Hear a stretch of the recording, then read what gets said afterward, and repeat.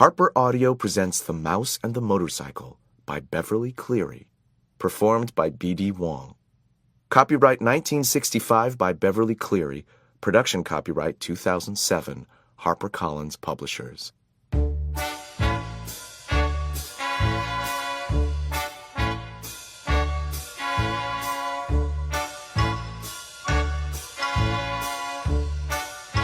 One, the new guests. Keith, the boy in the rumpled shorts and shirt, did not know he was being watched as he entered room 215 of the Mountain View Inn. Neither did his mother and father, who both looked hot and tired. They had come from Ohio, and for 5 days had driven across plains and deserts and over mountains to the old hotel in the California foothills, 25 miles from Highway 40. The fourth person entering room 215 may have known he was being watched, but he did not care. He was Matt, 60 if he was a day, who at the moment was the bellboy. Matt also replaced worn-out light bulbs, renewed washers and leaky faucets, carried trays for people who telephoned room service to order food sent to their rooms, and sometimes prevented children from hitting one another with croquet mallets on the lawn behind the hotel. Now, Matt's right shoulder sagged with the weight of one of the bags he was carrying. "Here you are, Mr. Gridley. Rooms 215 and 216, he said, setting the smaller of the bags on the luggage rack at the foot of the double bed before he opened a door into the next room. "I expect you and Mrs. Gridley will want room 216. It is a corner room with twin beds and a private bath." He carried the heavy bag into the next room, where he could be heard opening windows. Outside, a chipmunk chattered in a pine tree, and a chickadee whistled "Phoebe-bee." The boy's mother looked critically around room 215 and whispered, "I think we should drive back to the main highway. There must be a motel with a vacancy sign someplace. We didn't look long enough." "Not another mile," answered the father. "I'm not driving another mile on a California highway on a holiday weekend. Did you see the way that truck almost forced us off the road?" "Dad, did you see those two fellows on motorcycles?" began the boy, and stopped, realizing he should not interrupt an argument. "But this place is so old," protested the boy's mother, "and we have only 3 weeks for our whole trip. We had planned to spend the 4th of July weekend in San Francisco, and we wanted to show Keith as much of the United States as we could." "San Francisco will have to wait, and this is part of the United States. Besides, this used to be a very fashionable hotel," said Mr. Gridley. "People came from miles around." 50 years ago," said Mrs. Gridley, "and they came by horse and buggy." The bellboy returned to room 215. "The dining room opens at 6:30, sir. There is ping-pong in the game room, TV in the lobby, and croquet on the back lawn. I'm sure you will be very comfortable." Matt, who had seen guests come and go for many years, knew there were two kinds: those who thought the hotel was a dreadful old barn of a place, and those who thought it charming and quaint, so quiet and restful. "Of course we will be comfortable," said Mr. Gridley, dropping some coins into Matt's hand for carrying the bags. "But this big old hotel is positively spooky." Mrs. Gridley made one last protest. "It is probably full of mice." Matt opened the windows wide. "Mice? Oh, no, ma'am. The management wouldn't stand for mice." "I wouldn't mind a few mice," the boy said, as he looked around the room at the high ceiling, the knotty pine walls, the carpet so threadbare that many of its roses had almost entirely faded, the one chair with the antimacassar on its back, the wash basin and towel racks in the corner of the room.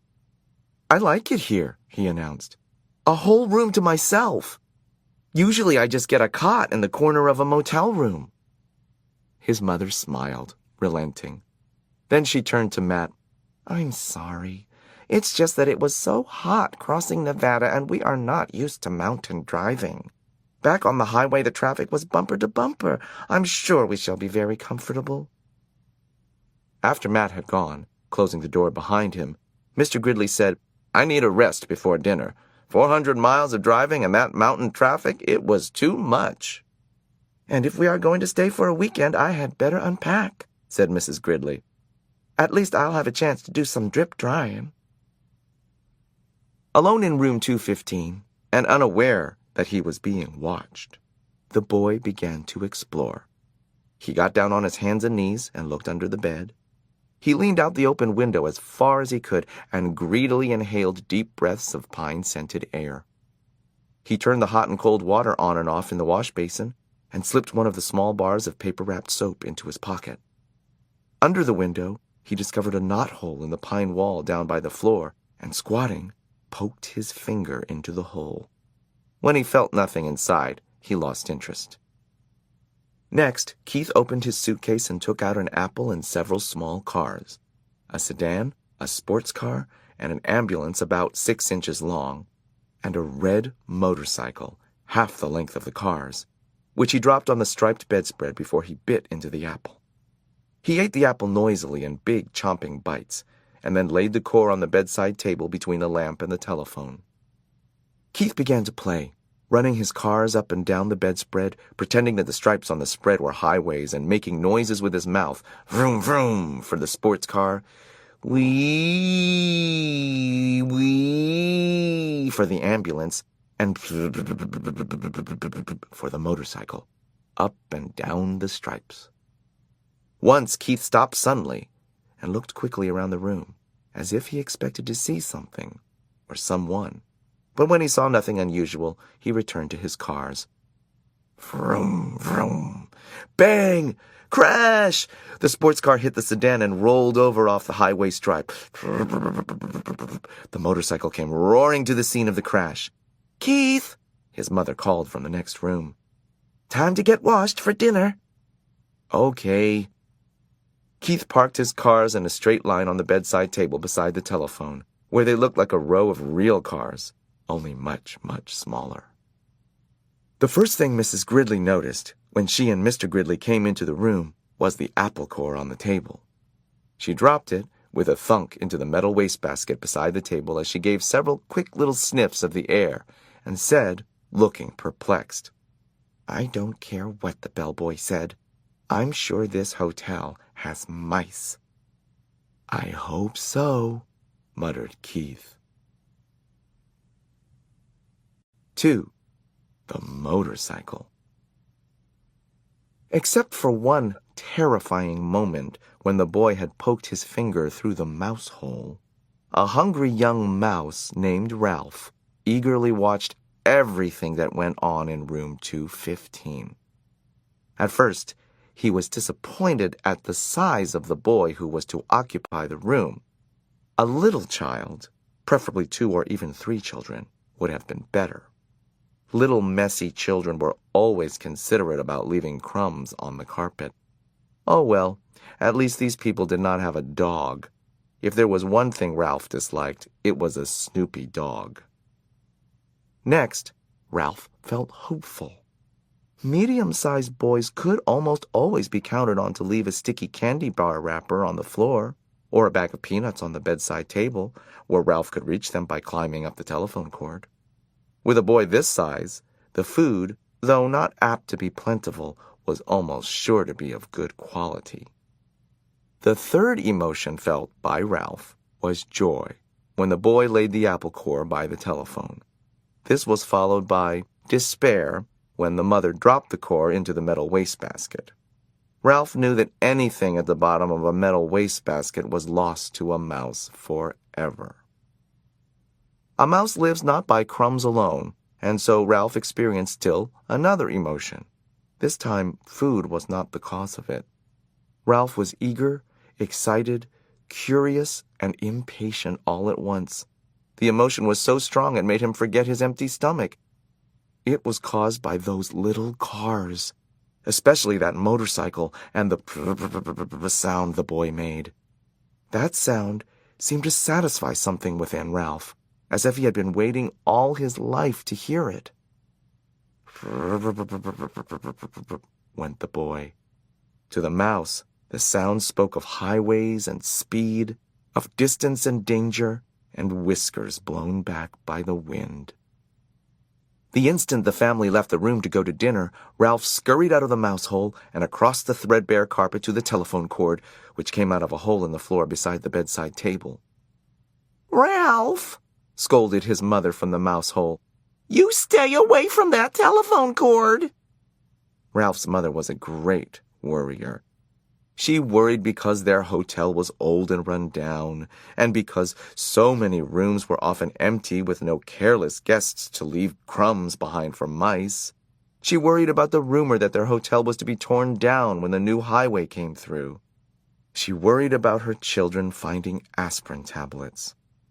Ralph's father had tried to carry an aspirin tablet in his cheek pouch. The aspirin had dissolved with unexpected suddenness, and Ralph's father had been poisoned. Since then, no member of the family would think of touching an aspirin tablet, but this did not prevent Ralph's mother from worrying.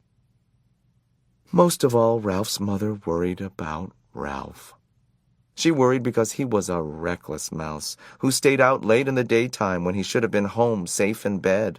She worried when Ralph climbed the curtain to sit on the windowsill to watch the chipmunk in the pine tree outside and the cars in the parking lot below.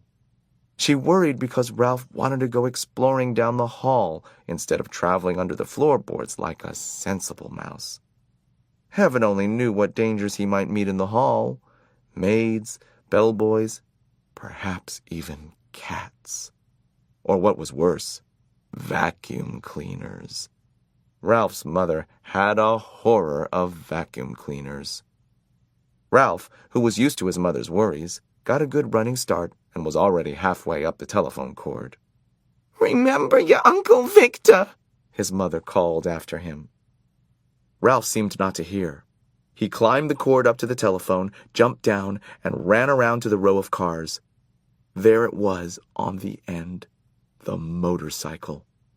Ralph stared at it and then walked over and kicked a tire. Close up, the motorcycle looked even better than he expected. It was new and shiny and had a good set of tires. Ralph walked all the way around it, examining the pair of chromium mufflers and the engine and the hand clutch. It even had a little license plate, so it would be legal to ride it. "Boy," said Ralph to himself, his whiskers quivering with excitement. "Boy, oh boy!" Feeling that this was an important moment in his life, he took hold of the hand grips. They felt good and solid beneath his paws. Yes, this motorcycle was a good machine, all right. He could tell by the feel. Ralph threw a leg over the motorcycle and sat jauntily on the plastic seat. He even bounced up and down. The seat was curved just right to fit a mouse. But how to start a motorcycle? Ralph did not know. And even if he did know how to start it, he could not do much riding up here on the bedside table. He considered pushing the motorcycle off onto the floor, but he did not want to risk damaging such a valuable machine. Ralph bounced up and down on the seat a couple more times and looked around for some way to start the motorcycle. He pulled at a lever or two, but nothing happened. Then a terrible thought spoiled his pleasure. This was only a toy. It would not run at all. Ralph, who had watched many children in room 215, had picked up a lot of information about toys. He had seen a boy from Cedar Rapids throw his model airplane on the floor because he could not make its plastic parts fit properly. A little girl had burst into tears and run sobbing to her mother when her doll's arm had come out of its socket. And then there was that nice boy, the potato chip nibbler, who stamped his foot because the batteries kept falling out of his car. But this toy could not be like all those other toys he had seen. It looked too perfect with its wire spokes and its wheels and its pair of shiny chromium exhaust pipes. It would not be right if it did not run. It would not be fair. A motorcycle that looked as real as this one had to run. The secret of making it run must be perfectly simple if only Ralph had someone to show him what it was. Ralph was not satisfied just sitting on the motorcycle. Ralph craved action. After all, what was a motorcycle for if it wasn't action? Who needed motorcycle riding lessons? Not Ralph. He tried pushing himself along with his feet. This was not nearly fast enough, but it was better than nothing. He moved his feet faster along the tabletop and then lifted them up while he coasted.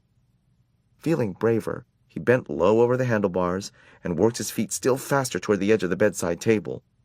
When he worked up a little speed, he would coast around the corner. He scrabbled his feet on the tabletop to gain momentum. In a split second, he would steer to the left. At that moment, the bell on the telephone rang half a ring, so close that it seemed to pierce the middle of Ralph's bones. It rang just that half ring, as if the girl at the switchboard realized she had rung the wrong room and had jerked out the cord before the ring was finished. That half a ring was enough. It shattered Ralph's nerves and terrified him so that he forgot all about steering. It jumbled his thoughts until he forgot to drag his heels for brakes. He was so terrified, he let go of the hand grips. The momentum of the motorcycle carried him forward over the edge of the table. Down through space tumbled Ralph with the motorcycle. He tried to straighten out, to turn the fall into a leap, but the motorcycle got in his way. He grabbed in vain at the air with both paws. There was nothing to clutch, nothing to save him, only the empty air. For a fleeting instant he thought of his poor old Uncle Victor. That was the instant the motorcycle landed with a crash in the metal wastebasket. Ralph fell in a heap beside the motorcycle and lay still. 3. Trapped. Even though Ralph woke up feeling sick and dizzy, his first thought was of the motorcycle. He hoped it was not broken. He sat there at the bottom of the wastebasket until the whirly feeling in his head stopped and he was able, slowly and carefully, to stand up. He stretched each aching muscle and felt each of his 4 legs to make certain it was not broken. When Ralph was sure that he was battered but intact, he examined the motorcycle. He set it upright and rolled it backward and forward to make sure the wheels still worked. One handlebar was bent, and some of the paint was chipped off the rear fender, but everything else seemed all right. Ralph hoped so, but there was no way he could find out until he figured out how to start the engine. Now he ached too much even to try. Wearily, Ralph dragged himself over to the wall of his metal prison and sat down beside the apple core to rest his aching body. He leaned back against the side of the wastepaper basket, closed his eyes, and thought about his Uncle Victor. Poor, nearsighted Uncle Victor. He too had landed in a metal wastepaper basket, jumping there quite by mistake. Unable to climb the sides, he had been trapped until the maid came and emptied him out with the trash. No one knew for sure what had happened to Uncle Victor, but it was known that trash in the hotel was emptied into an incinerator. Ralph felt sad and remorseful thinking about his Uncle Victor getting dumped out with the trash. His mother had been right after all. His poor mother, gathering crumbs for his little brothers and sisters while he, selfish mouse that he was, sat trapped in a metal prison from which the only escape was to be thrown away like an old gum wrapper. Ralph thought sadly of his comfortable home in the mouse hole. It was a good home, untidy but comfortable. The children who stayed in room 215 usually left a good supply of crumbs behind, and there was always water from the shirts hung to drip dry beside the wash basin. It should have been enough. He should have been content to stay home without venturing out into the world looking for speed and excitement. Outside in the hall, Ralph heard footsteps, and Matt, the bellboy, saying, "These new people in 215 and 216, somehow they got the idea there are mice in the hotel. I just opened the window and told them the management wouldn't stand for it." Ralph heard a delighted laugh from the second-floor maid, a college girl who was working for the summer season. "Mice are adorable, but just the same I hope I never find any in my rooms. I'm afraid of them." There were 2 kinds of employees at the Mountain View Inn. The regulars, none of them young, and the summer help, who were college students working during the tourist season. "If you don't like mice, you better stay away from that knothole under the window in room 215, advised Matt. The sound of voices so close made Ralph more eager than ever to escape. "No!" he shouted, his voice echoing in the metal chamber. "I won't have it! I'm too young to be dumped out with the trash!" In spite of his aches, he jumped to his feet, ran across the wastebasket floor, and leaped against the wall, only to fall back in a sorry heap. He rose, backed off, and tried again. There he was on the floor of the wastebasket a second time. It was useless, utterly useless. He did not have the strength to tip over the wastebasket. Ralph was not a mouse to give up easily. He considered his problem a moment before he rolled the motorcycle over to the wall of the wastebasket. Then he seized the apple core by the stem and dragged it over to the motorcycle. By putting his shoulder under the stem end, he managed to raise the core until it was standing on its blossom end. But when he put his front paws around it and tried to lift it, he found he could not. The core was too heavy to lift up onto the seat of the motorcycle. Ralph was disappointed, but when he stopped to think it over, he saw that even if he could manage to get the apple core on top of the motorcycle, it still would not be high enough to allow him to climb out of the wastebasket.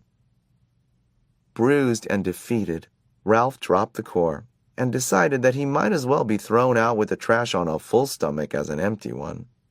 He took a bite of apple and felt a little better. It was the best food he had eaten for several days, juicy and full of flavor, and much better than the damp zwieback crumbs the last guests had left behind. He took several more bites and settled down to a hearty meal, saving the seeds for dessert.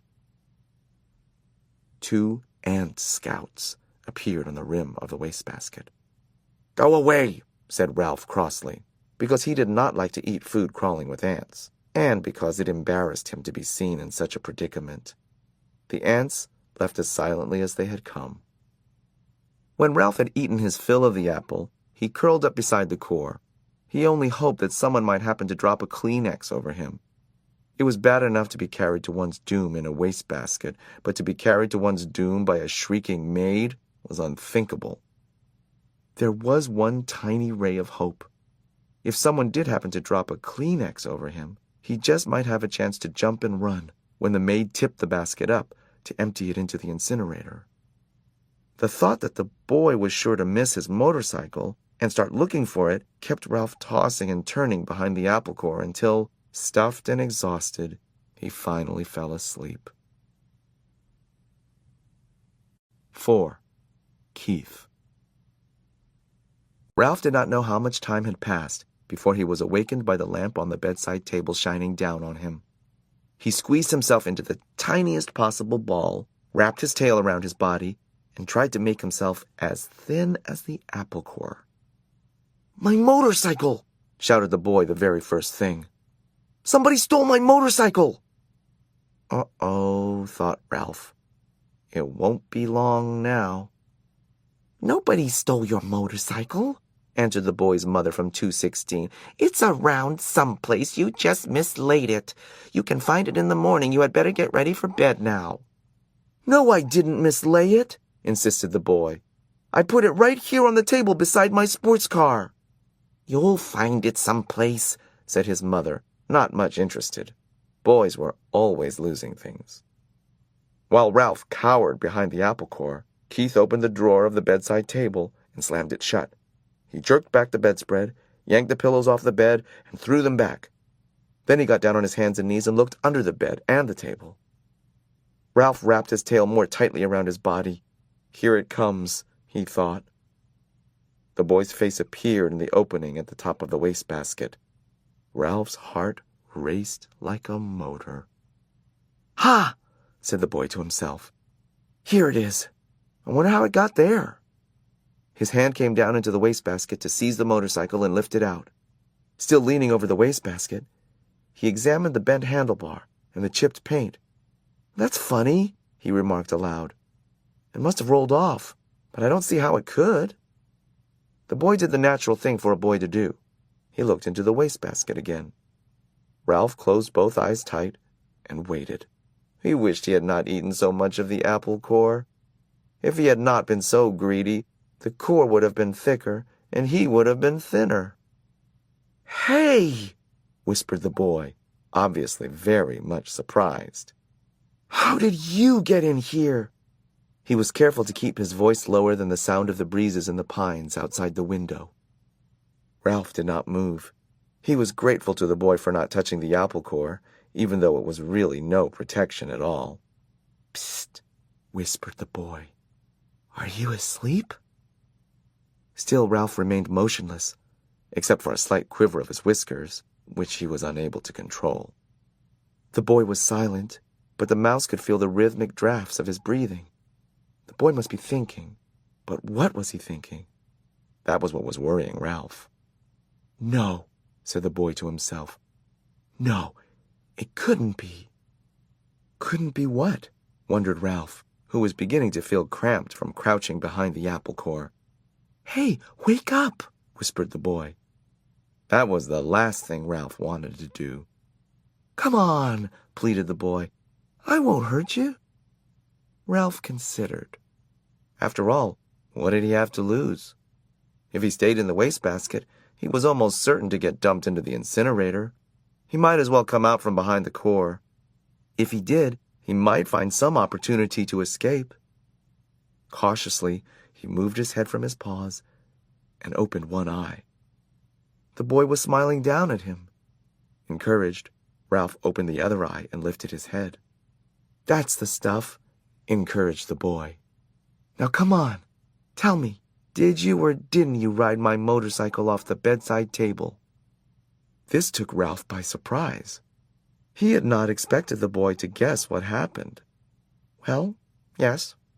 I guess you might say I did, confessed Ralph, rubbing his aching muscles.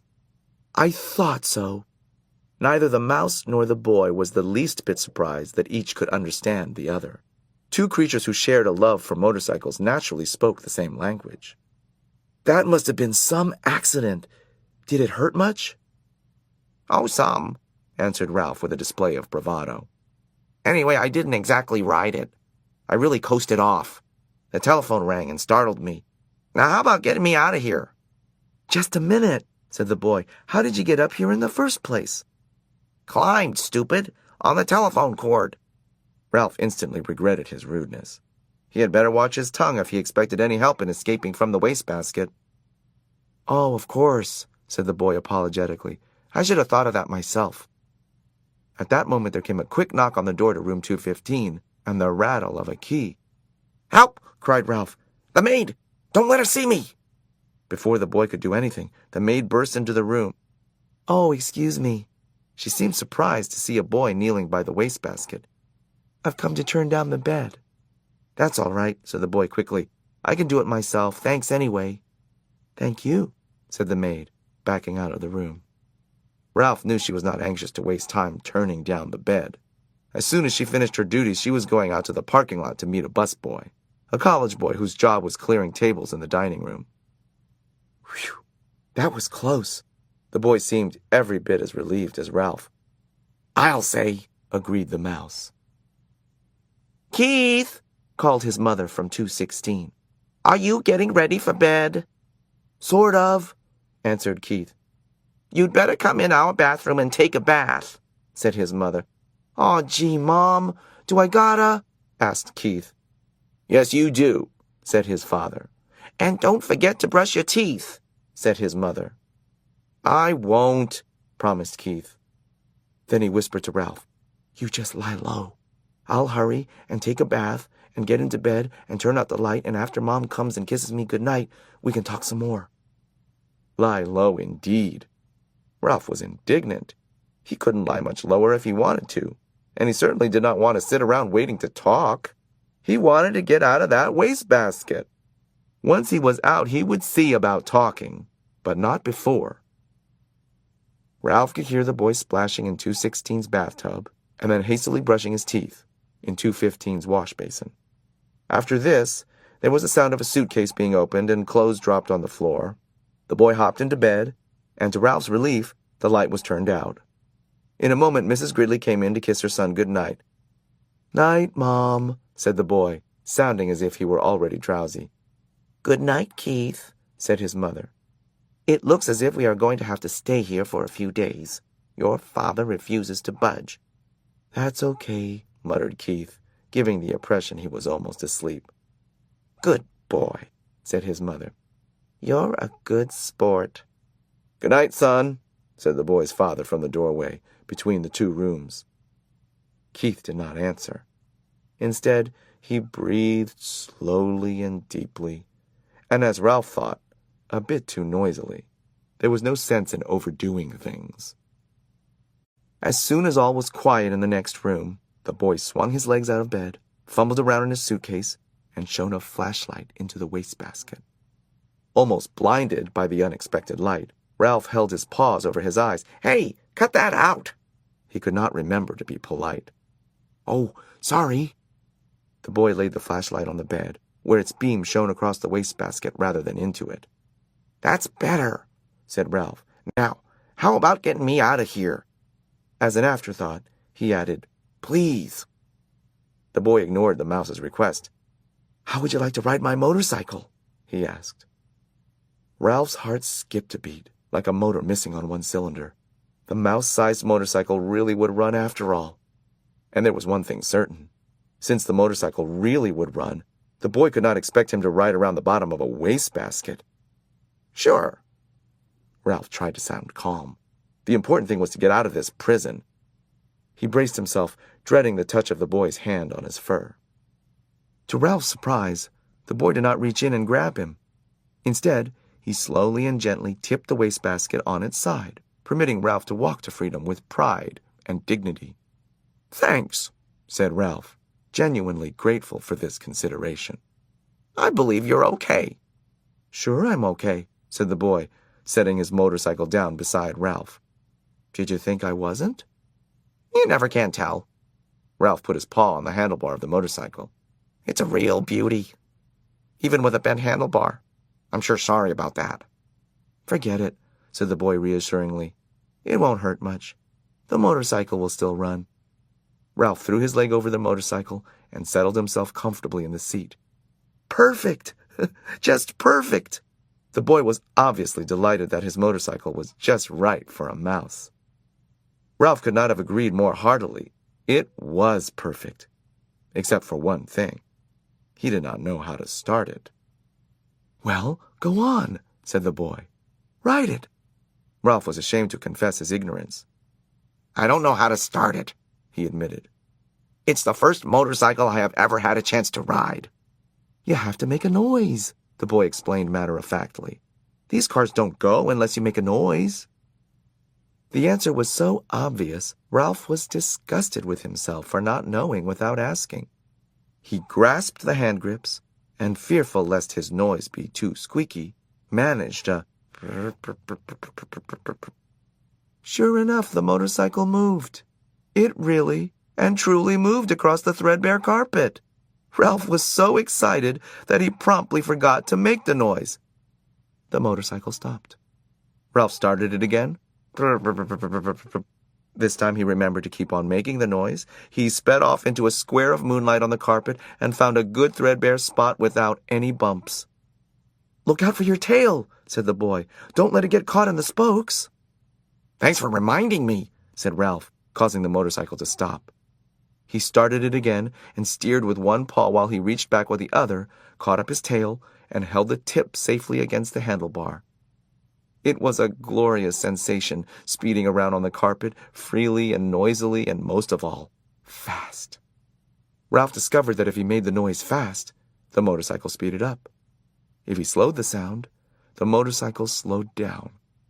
He promptly speeded up and raced around in the rectangle of moonlight, where he made another discovery. When he ran out of breath, the momentum of the motorcycle carried him on until he could take another breath. "Gee, you're lucky," whispered the boy. In order to answer, Ralph had to stop. "I am?" It had never occurred to him that a mouse could be luckier than a boy. "You sure are." The boy spoke with feeling. "My mother would never let me ride a motorcycle. She would say I might break a leg or something silly like that." "Well, if you want to come right down to it," said Ralph, "I don't suppose my mother would be exactly crazy about the idea." He began to have an uneasy feeling that he really should be getting back to the mouse hole. "Anyway," said the boy gloomily, "it will be years and years before I'm old enough to ride a motorcycle, and then, when I am old enough, my mother won't let me." Ralph really felt sorry for the boy, hampered as he was by his youth and his mother. "Go on, ride it some more," said the boy. "I like to watch." Ralph started the motorcycle again and rode around in the moonlight once more, faster and faster, until he was dizzy from circling, dizzy with excitement, dizzy with the joy of speed. Never mind the danger. Never mind what his mother thought. This was living. This was what he wanted to do. On and on and on. Lucky, whispered the boy with envy in his voice. Ralph did not answer. He did not want to stop. 5. Adventure in the Night. When Ralph had mastered riding the motorcycle on the threadbare carpet, he went bumping over the roses and the less worn parts under the dresser and the bedside table. That was fun, too. "Hey," whispered the boy, "come on out where I can see you." Ralph shot out into the moonlight, where he stopped, sitting jauntily on the motorcycle with one foot resting on the floor. "Say," he said, "how about letting me take her out in the hall? You know, just for a little spin to see how fast she'll go." "Promise you'll bring it back?" asked Keith. "Scout's honor," answered Ralph, who had picked up many expressions from children who had stayed in 215. "Okay, I'll tell you what," said Keith. "You can use it at night, and I'll use it in the daytime. I'll leave the door open an inch so you can get in. That way you can ride it up and down the hall at night." "Can I really?" This was more than Ralph had hoped for. "Where do you want me to park it when I come in?" he asked. "Someplace where the maid won't step on it," answered the boy. "That's easy. Under the bed. She practically never cleans under the bed." "Yes, I know," agreed Keith. "I looked. There are a lot of dust mice back there." "Please." Ralph was pained. "Oh, sorry," said the boy. "That's what my mother calls bunches of dusty fluff under the bed." "My mother doesn't," said Ralph. "Now how about opening the door?" The boy put his hand on the doorknob. "You won't let anything happen to my motorcycle, will you?" he asked. "You know I wouldn't let anything happen to a beauty like this," said Ralph. "See that you don't, and don't stay out too late." The boy opened the door and permitted Ralph to putt out into the dim light of the hall. Ralph had a scary feeling he was on the threshold of adventure. There were no beds or chairs for him to dart under in case of danger. The floor creaked. Someone was snoring in room 214 across the hall. Outside in the pines, an owl hooted, sending prickles up Ralph's spine. Ralph controlled the trembling of his paws while he hesitated outside the door to consider the possibilities of the hall, which was carpeted down the center, leaving 2 smooth highways of bare floor on either side along the baseboards. It did not take Ralph long to decide what to do. He picked up his tail, took a deep breath, bent low over the handlebars, flattened his ears, and sped down the straightaway as fast as the motorcycle would go. He could feel his whiskers swept back by the force of his speed. It was glorious. Ralph had never ventured so far from his home before. The old wooden hotel, cooling in the night air, snapped and creaked, but Ralph was brave. He was riding a motorcycle. He passed room 213, ran out of breath, and let momentum carry him past another noisy snorer in room 211, on down the hall to the elevator, the mysterious elevator that carried people to that wonderful place Ralph had heard so much about, the ground floor. When Ralph came to the stairs, he stopped to look down, knowing it was impossible to ride a motorcycle downstairs, and at the same time wishing he could see for himself the wonders that lay below. He sniffed the air, and it seemed to him that he could smell the strange foods he had heard about: cinnamon buns with sticky frosting, turkey stuffing, and pancakes with maple syrup. A ray of moonlight from a window glinted on the glassy eye of a mounted deer's head over the stair landing and startled Ralph, sending him off down the hall, past the broom closet and the linen room to the end of the hall, where he executed a sharp turn and started back. Exhilarated by speed, Ralph raced up and down. Once, when he heard some people getting out of the elevator, he had to duck behind the curtain of the window at the end of the hall. Toward midnight, he passed his Aunt Sissy, scurrying along the baseboard. He waved and nearly lost control of the motorcycle. Aunt Sissy stopped to stare while Ralph rode on, feeling pleased with himself, and at the same time sorry for Aunt Sissy. Poor frightened thing, with only her feet to carry her from one crumb to the next. Up and down the hall raced Ralph until, after an especially noisy burst of speed outside room 211, he was startled to hear a dog bark inside the room. Now it was Ralph's turn to be frightened. Uh-oh, he thought. I'd better be careful. If there was one thing Ralph disliked, it was people who traveled with dogs. Dogs always sniffed around where they had no business sniffing. Once a dog had even barked into the mouse hole in room 215. It was days before Ralph's mother got over that. Ralph heard someone moving around inside room 211, and looking back over his shoulder, he saw the door open, and a tousled man in a bathrobe and slippers appeared carrying a little terrier. The man looked cross and sleepy as he started down the hall toward the elevator with his dog. He was walking straight toward Ralph. Realizing he was taking a chance, Ralph speeded up the motorcycle. If he turned and headed back to room 215, he would have to pass the man. It was better to continue toward the elevator and hope he could find a place to hide. He raced on down the hall. The wild barks of the little terrier told Ralph that he had been seen by the dog, if not by the man. "Shut up," muttered the man to his dog. "I'm going to walk you. You don't have to wake up the whole hotel." Ralph reached the elevator, where he drove around behind the ashtray on a stand beside the door. He stopped and waited, tense and frightened. Outside an owl hooted, was silent, and hooted again. A sudden breeze rattled windows and banged the door. Ralph's teeth began to chatter. The dog whimpered, but the man walked straight past Ralph, pushed a button, and in a moment stepped into the elevator. "Whew," thought Ralph, when the elevator door had closed on the sleepy man and his noisy dog. Maybe he had better lie low for a while. In a few minutes the elevator returned to the second floor. As the man stepped out, the little dog looked over his shoulder and spied Ralph parked behind the ashtray stand. Because the dog was a captive and he was free, Ralph could not resist sticking out his tongue and waggling his paws in his ears, a gesture he had learned from children in room 215, and one he knew was sure to arouse anger. "Let me at him," barked the little terrier. "Cut it out," grumbled the man, fumbling for the doorknob of room 211, while Ralph, a daredevil now, rode in a giddy circle around the ashtray stand. He had a feeling of cockiness he had never known before. Who said mice were timid? Ha! When the morning song of birds in the pines grew louder than the snores of the guests, and dawn slipped through the window at the end of the hall, Ralph knew it was time to return to room 215. There he was shocked to discover the door shut. Only then did he recall the draft in the night and the slam of a door. He got off the motorcycle and pounded on the door with his fist, but what sleeping boy could hear a mouse beating on a door? Ralph knew from experience that he could flatten himself out and crawl under the door of room 215, but there was no way he could get the motorcycle through the crack, not even by laying it on its side and pushing. The handlebars were too wide. Ralph dismounted from the motorcycle, sat down, and leaned back against the baseboard, prepared to guard the motorcycle until Keith awoke and discovered the door blown shut. He was tired after a night of such great excitement and full of dreams. Now that he had seen the hall, he could no longer be satisfied with room 215. It was not enough.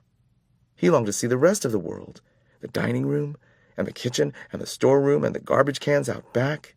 He wanted to see the game room where, he had been told, grown-up people played games with cards and balls and paddles. He wanted to go outdoors and brave the owls to hunt for seeds. Ralph, a growing mouse who needed his rest, dozed off against the baseboard beside the motorcycle. After the experiences of this night, he would never be the same mouse again.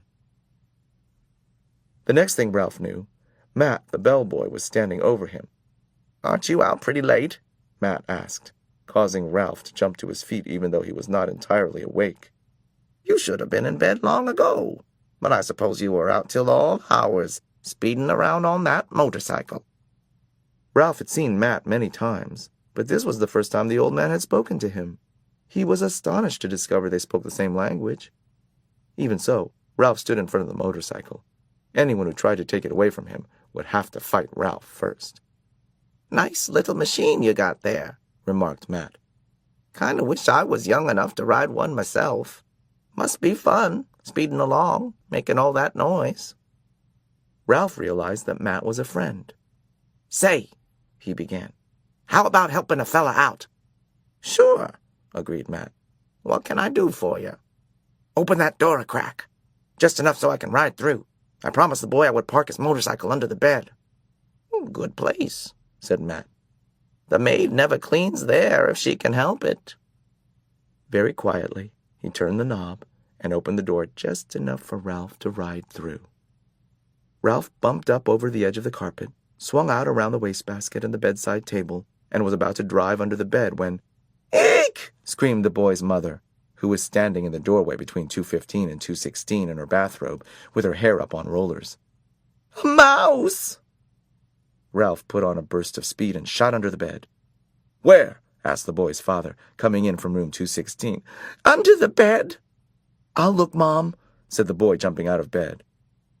Keith's face appeared under the lifted edge of the bedspread, where Ralph sat trembling on the motorcycle. The boy held out his hand and beckoned. Ralph understood. He dismounted and ran up the boy's arm inside the sleeve of his pajamas until he came to the crook of his elbow. There he waited, shivering, to see what would happen next. Down at the end of the sleeve, he could see the boy's fingers close around the motorcycle. Then he felt himself being lifted as the boy rose from his hands and knees. "It's just my motorcycle," Keith said.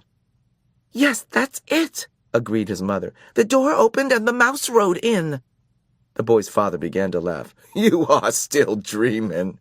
"But I'm positive," insisted the boy's mother. "That you saw a mouse on a little red motorcycle," finished the boy's father, and laughed even harder. "You make it sound so ridiculous," objected the mother. "Well," the father snorted with laughter. "Well, perhaps I was dreaming," admitted the mother reluctantly. "But I know I saw a mouse. I'm positive, and I am going to report it to the management. I knew the minute we moved into this spooky old place that it had mice." "Now I've done it," thought Ralph, inside the pajama sleeve. 6. A peanut butter sandwich. "I told you to be careful," scolded Keith, when his parents had gone to dress and Ralph had crawled down his arm into his hand. "It wasn't my fault the door blew shut." Ralph jumped from the hand to the bedspread. Though Keith was a friendly boy, even a generous one, Ralph still did not like the feel of skin against his paws. It must be terrible to go through life without fur, and such a nuisance, having to wear clothes that had to be washed and drip-dried. Ralph knew all about drip-drying. Many were the drops of water from shirts and slips that he had dodged going in and out of his mouse hole. "You didn't have to stay out so long," Keith pointed out as he began to dress. "What's the use of having a motorcycle if you can't go tearing around staying out late?" Ralph asked reasonably. "You don't have a motorcycle," said Keith. "I just let you use mine, and you better be careful. I like that motorcycle, and I don't want anything to happen to it." "I'll take care of it," promised Ralph, somewhat chastened. "I don't want anything to happen to it either." "It's going to be harder to get a chance to ride it now that my mother has seen you," said Keith. "She's a terribly good housekeeper, and she's sure to complain to the management." "Speaking of breakfast, you people are too tidy," complained Ralph. "I'm not getting enough to eat around here. You don't leave any crumbs." "I never thought of it," said Keith. "What would you like to eat?" Ralph was astounded. This was the first time in his life anyone had asked him what he would like to eat. It had always been a question of what he could get his paws on. "You mean I have a choice?" he asked, incredulous. "Sure," said the boy. "All I have to do is order it when we go down to breakfast, and then bring you some." Ralph had to take time to think. After a diet of Zwieback and graham crackers provided by little children, bits of candy and an occasional peanut or apple core left by medium-sized children, or a crust of toast and a dab of jam left by an adult who had ordered breakfast sent up from room service, the possibilities of choosing his own meal were almost too much. "I know what I'd like," Ralph said at last, "but I don't know what you call it." Once, some people who said they were almost out of money stayed in these rooms. They had 4 children, all of them hungry, and they couldn't afford to go to the dining room, so they got some bread and spread it with something brown out of a jar and put some more bread on top of that. They whispered all the time they were eating because they didn't want the maid or bellboy to know they were having a meal in their room. Afterwards, they got down on their hands and knees and picked up every single crumb on the carpet so no one would guess they had eaten in their rooms. It was a great disappointment. It smelled so good, like peanuts, only better. The boy laughed. "It was a peanut butter sandwich." "Sure, I'll bring you a peanut butter sandwich, or part of one. I'll eat part of it myself. It'll be kind of a funny breakfast, but I won't mind that." "Where will you leave it?" asked Ralph. Keith thought a minute. "Where do you live?" he asked. "In the knothole under the window." "No kidding," Keith laughed. "That's the hole I poked my finger in last night." "I'll say you did," said Ralph. "Scared me out of a year's growth. Nobody has ever guessed it's a mouse hole, because it's a knothole instead of a chewed hole." "I tell you what," said Keith. "I'll bring up part of a peanut butter sandwich and poke it through the knothole." "Just like room service!" Ralph could not have been more pleased with the suggestion. "Ah, what about the motorcycle?" he asked. "Where are you going to leave that?" "In my suitcase, I guess." "Oh, come on," pleaded Ralph. "Have a heart. Leave it someplace where I can get it while you're out during the day." "You're supposed to be in your mouse hole asleep, not riding around in the daylight where people can see you." "Well, gee whiz, can't a fella even look at it?" asked Ralph. "I bet you like to look at big motorcycles yourself." "Yes, I do," admitted the boy. "Well, I'll leave it back under the bed like I said, but you promise not to ride it until after dark." "Scout's honor." Ralph jumped off the bed and ran off to the knothole. Ralph's home was furnished with a clutter of things people drop on the floor of a hotel room. Bits of Kleenex, hair, ravelings. His mother was always planning to straighten it out, but she never got around to it.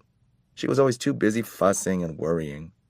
Now, as Ralph expected, she was dividing rye crisp crumbs among his squeaky bunch of little brothers and sisters while she waited to scold him. "Ralph, if I have told you once, I have told you 1,000 times," she began. "Guess what?" interrupted Ralph in an attempt to change the subject. "Somebody in 215 is going to bring us a real peanut butter sandwich." "Ralph," cried his frightened mother, "you haven't been associating with people." He's just a boy," said Ralph, deciding to keep the complete story of the dangers and the glories of the past night to himself. "He wouldn't hurt us. He likes mice." "But he's a person," said his mother. "That doesn't mean he has to be bad," said Ralph. "Just like Pop used to say, people shouldn't say all mice are timid just because some mice are, or that all mice play when the cat's away just because some do." "Just the same, Ralph," said his mother, "I do wish you would be more careful whom you associate with. I am so afraid you'll fall in with the wrong sort of friends." "I'm growing up," said Ralph. "I'm getting too old to hang around a mouse nest all the time. I want to go out and see the world. I want to go down on the ground floor and see the kitchen, and the dining room, and the storeroom, and the garbage cans out back." "Oh, Ralph," cried his mother, "not the ground floor. Not all the way down there. You aren't old enough." "Yes, I am," said Ralph stoutly. "There's no telling what you might run into down there. Mouse traps, cats, poison. Why, out by the garbage cans you might even be seen by an owl." "I don't care," said Ralph. "Someday I'm going downstairs." "But think of the owls, Ralph," implored his mother. "We moved into the hotel because of the owls. It was after your Uncle Leroy disappeared and his bones were found in an owl pellet." The mother mouse's plea was interrupted by the sound of Keith returning to room 215. "Now you'll see," said Ralph to his mother, and waited, anxious lest his friend let him down. Sure enough, Keith came to the knothole. "Psst," he whispered. "Here it is. The waitress thought I was crazy, ordering a peanut butter sandwich along with my cornflakes for breakfast, but here it is." He stuffed half a sandwich, a bit at a time, into the hole, where Ralph seized the pieces and pulled them all the way through. "Listen, we're going to be gone most of the day. The dining room is packing us a picnic lunch, and we're going to drive along some of the back roads and visit some old mining towns." "Thanks a lot," Ralph managed to say with his mouth watering. "Have fun." "See you tonight," said Keith. "Have a good day's sleep." Ralph's mother could not help being impressed by the sight of that peanut butter sandwich. "Just like room service," she marveled. "Why, it's a peanut butter and jelly sandwich, and it even has butter in it." "I told you he would bring it," Ralph could not help boasting, even though his mouth was full. After sharing his feast with his squeaky little brothers and sisters, all of whom had trouble with peanut butter sticking to their teeth, Ralph curled up on a heap of shredded Kleenex and took a good long nap. When he awoke refreshed, his first thought was of the motorcycle. He wondered if Keith really had remembered to leave it under the bed. He yawned and stretched and left by way of the knothole. Room 215 was just as Ralph had last seen it. The bed had not been made, and there were no fresh towels by the wash basin. Ralph ducked under the sheets and blankets that had tumbled off one side of the bed, and there in the dim light he caught the gleam of chromium exhaust pipes. Keith had trusted him after all. He walked across the carpet and took hold of the hand grips once more. They felt just right in his paws, and he longed to be off, speeding around the threadbare spots on the carpet. But a promise was a promise. Keith had kept his promise about the peanut butter sandwich. Ralph would keep his about not riding the motorcycle in the daytime. He tried to satisfy himself by walking around the motorcycle in the dim light under the bed, admiring all over again the sleek design of the machine. Ralph was lost in admiration and daydreams of speed and power when suddenly the door opened and the maid entered. It was too late to make a dash for the mouse hole. The maid stripped the blankets and sheets from the beds, shedding unwelcome light on Ralph and the motorcycle. Her feet in white sneakers moved lightly as she gathered up the sheets and pillowcases and towels and dropped them with a soft plop beside the open door. The next thing Ralph knew, he was hearing familiar and dreaded footsteps coming down the hall, steps he had learned to fear when he was a tiny mouse.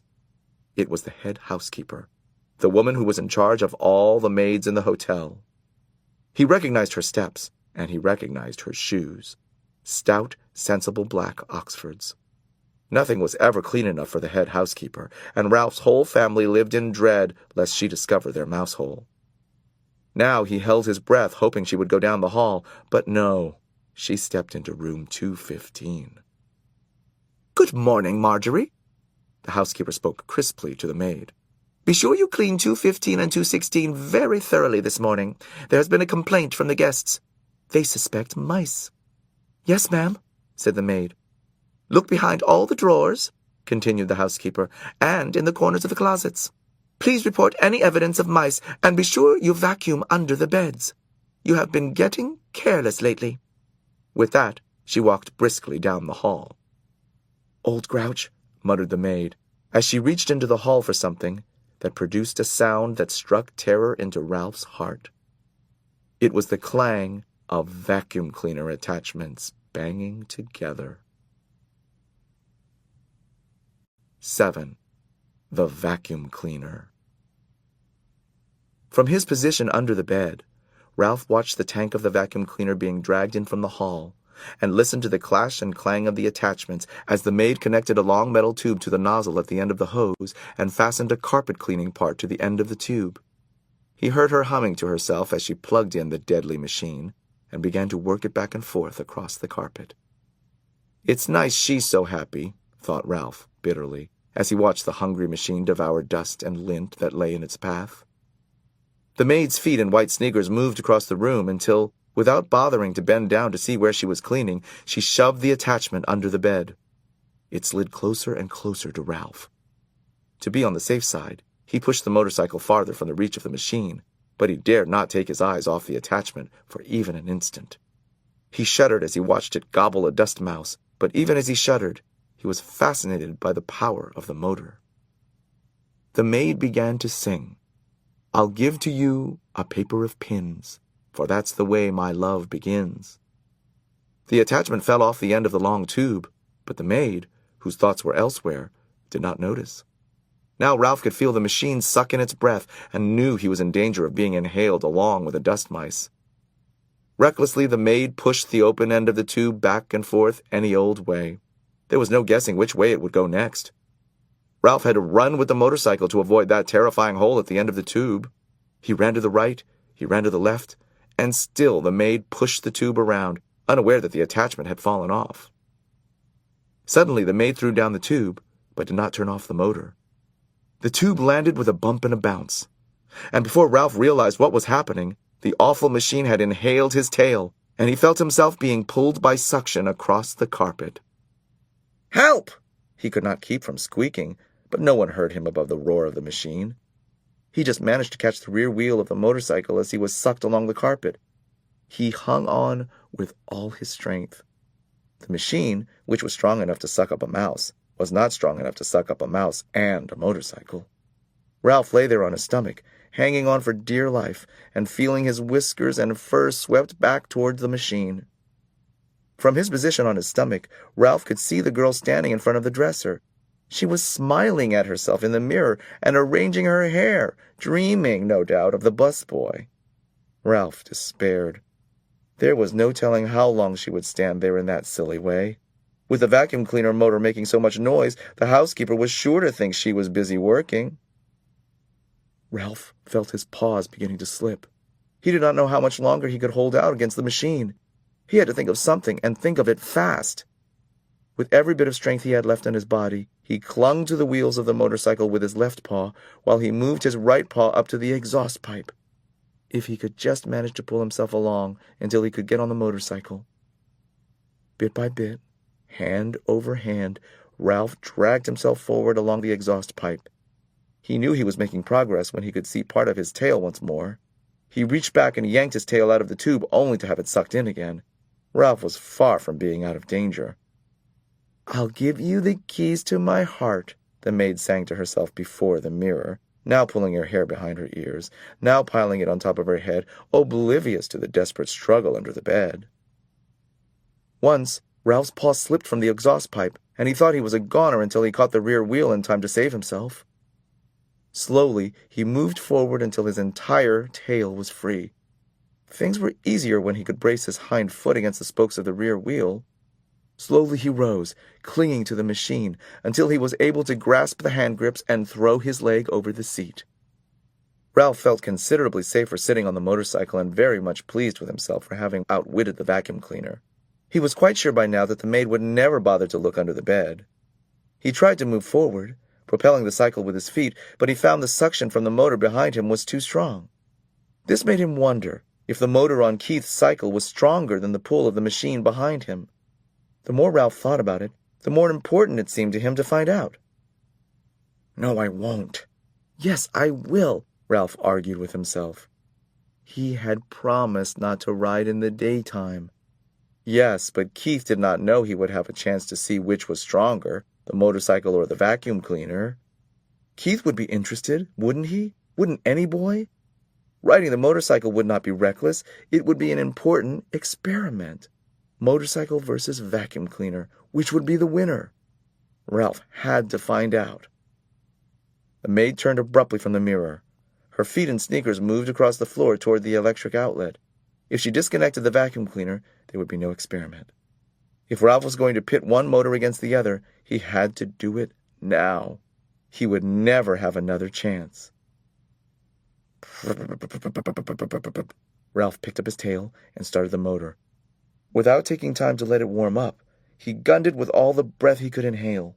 The motorcycle got off to a faster start than Ralph expected, so fast that Ralph lost control. He shot out from under the bed just as the vacuum cleaner died with a long, drawn-out groan. Suddenly, everything went white, and Ralph found himself bumping along in a strange, ghostly place, all white and made of cloth that seemed to be closing in on him from every direction. Ralph had ridden straight into a pillowcase thrown on the heap of laundry the maid had dropped on the floor, and the opening of the pillowcase had fallen shut behind him. Ralph had no idea which way was out. He dismounted from the motorcycle and beat at the cloth with his fists, but everywhere he struck it was soft and yielding. He stamped his feet only to have the cloth give softly and silently beneath him. He began to wade through the pillowcase, tugging the motorcycle along behind him, while he wondered why he had thought it so important to test the motorcycle against the vacuum cleaner. The light, filtered through unknown layers of cloth, was dim, and he sank to his knees in bed linen with every step. When he came to a seam, he knew he had been wading in the wrong direction. "Drat!" muttered Ralph. He turned, still dragging the motorcycle, and tried to retrace his footsteps, only to find he had no idea which way he had come. There were no landmarks. The clouds of cloth were white, billowy, and yielding in all directions. "Double drat!" He stamped his foot, only to find himself sinking deeper into the linen. From the swishing sounds he could hear outside, Ralph knew the maid must be unfolding clean sheets over the bed. He plodded on, dragging the motorcycle without direction and with very little hope. "He promised to buy me a bunch of blue ribbons," sang the maid, "to tie up my bonny brown hair." Down the hall the door opened. Ralph heard a muffled "woof," and in a moment the click of a small dog's toenails on the bare floor at the edge of the hall carpet, followed by sniffing that was dangerously close. The little terrier began to bark. "I know you're in there," he yipped. "Stick out your tongue and waggle your fingers at me, will you? You just wait." Paws began to scrape at the sheets and pillowcases as if the dog were trying to dig a hole. Ralph decided it was wiser not to talk back to the dog. He huddled, scarcely breathing, against the motorcycle. "Well, hello, you cute little thing," said the maid, revealing to Ralph that she was even sillier than he had thought, as if there was anything cute about a terrier that could scarcely see through his own hair. The dog went on yapping, a bit self-consciously, Ralph thought, now that he knew he was being admired by the maid. A man's steps came thumping down the hall. "Stop your racket, you pesky mutt," said the owner's voice, and Ralph knew when the bark suddenly came from above him that the dog had been snatched up. "Let me down and I'll dig him out," yapped the dog as he was carried away. "Just let me down for 1 minute and I'll show you." Suddenly, Ralph felt himself being tumbled about in the pillowcase. He did not even have to think what to do. He automatically grabbed for the motorcycle and held on with all his strength. Even though he had been tipped upside down with his feet in the air, Ralph knew he was being lifted up inside the bundle of bed linen and carried down the hall. He lay still, his front paws locked around the front wheel of the motorcycle, waiting to see what would happen next. The maid walked a short distance to what Ralph judged to be the linen room, and there she dumped her armload of bedding before she went off to clean another room. Ralph was deep in the hamper where no light filtered through at all.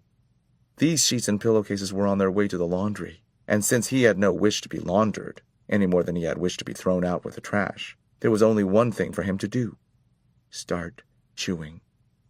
Ralph ripped into the pillowcase with his sharp teeth, and in no time he had made a ragged hole which he crawled through. When he tried to pull the motorcycle after him, he discovered the hole was too small. He had to stop and chew it bigger before he could pull the machine along with him. Ralph chewed through another layer of cloth, and then another, as he worked his way upward, each time enlarging the hole for the motorcycle. His jaws began to ache, and still another layer of cloth lay ahead, this time a damp bath towel, which would make slow chewing. Ralph was forced to make a decision. Did he want to save his life, or did he want to be carried off to the laundry with the motorcycle? There was only one answer. He wanted to save his life. He must abandon the motorcycle. With aching jaws, Ralph chewed onward and upward, moving faster now that he was making mouse-sized holes instead of motorcycle-sized holes. The bath towel had left an unpleasant furry taste in his mouth. Gradually, light began to filter through the cloth until finally, when Ralph thought he could not force his jaws to close on one more mouthful of fiber, he emerged into daylight at the top of the hamper. "Phew!" Ralph gasped, rubbing his aching jaws and wading across the sheets to the edge of the hamper. He leaped lightly to the floor and, hugging the baseboard, scurried down the hall to room 215, where he flattened himself and squeezed under the door. Safe but exhausted, and filled with remorse at the loss of Keith's motorcycle, Ralph dragged himself off to the mouse hole to catch up on the sleep he should have had that day.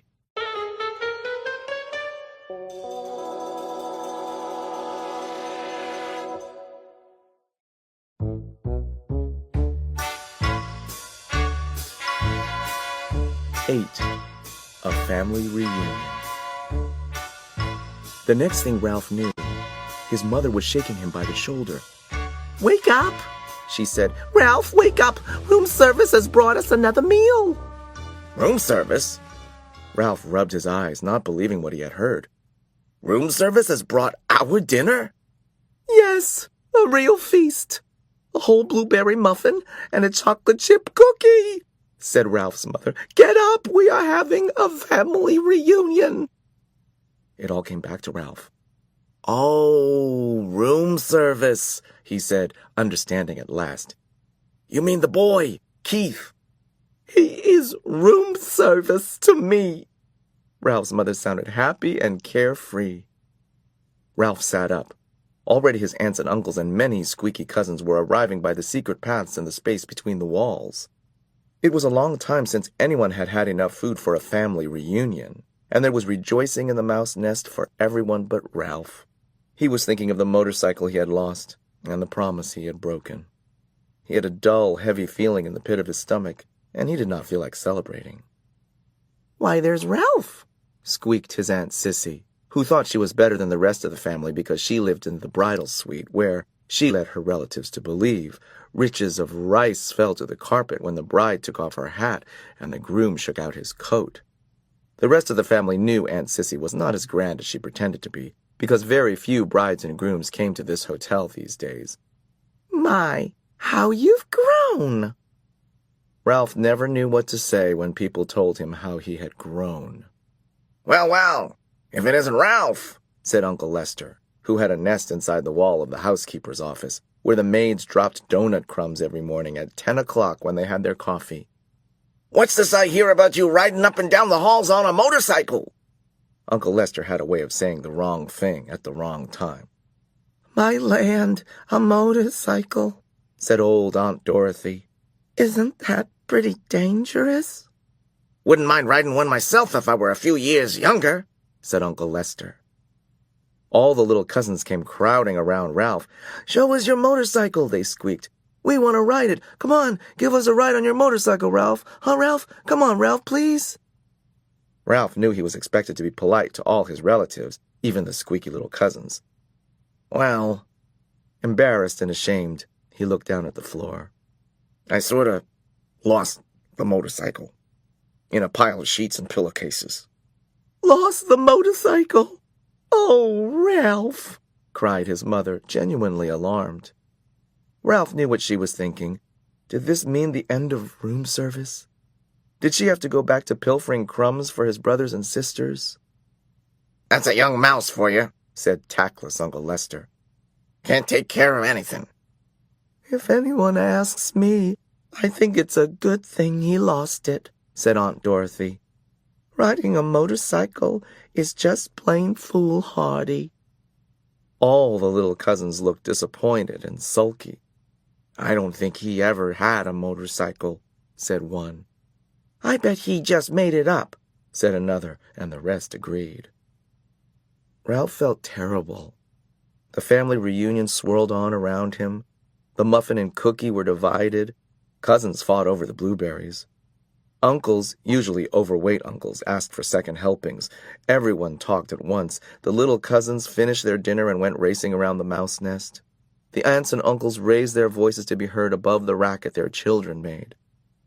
Suddenly there came from the knothole a noise that drowned out the squeaks and squeals of young mice at play. "Shh!" Not a mouse moved. They looked at one another, too terrified to speak. "Psst! Hey, Ralph, come on out," whispered Keith at the entrance to the mouse nest. Ralph's mother gave him a little shove, but no one spoke. With heavy feet, Ralph walked to the knothole, but he did not go out into room 215. "What do you want?" he asked. "You and your family better be quiet in there, or my mother will hear you.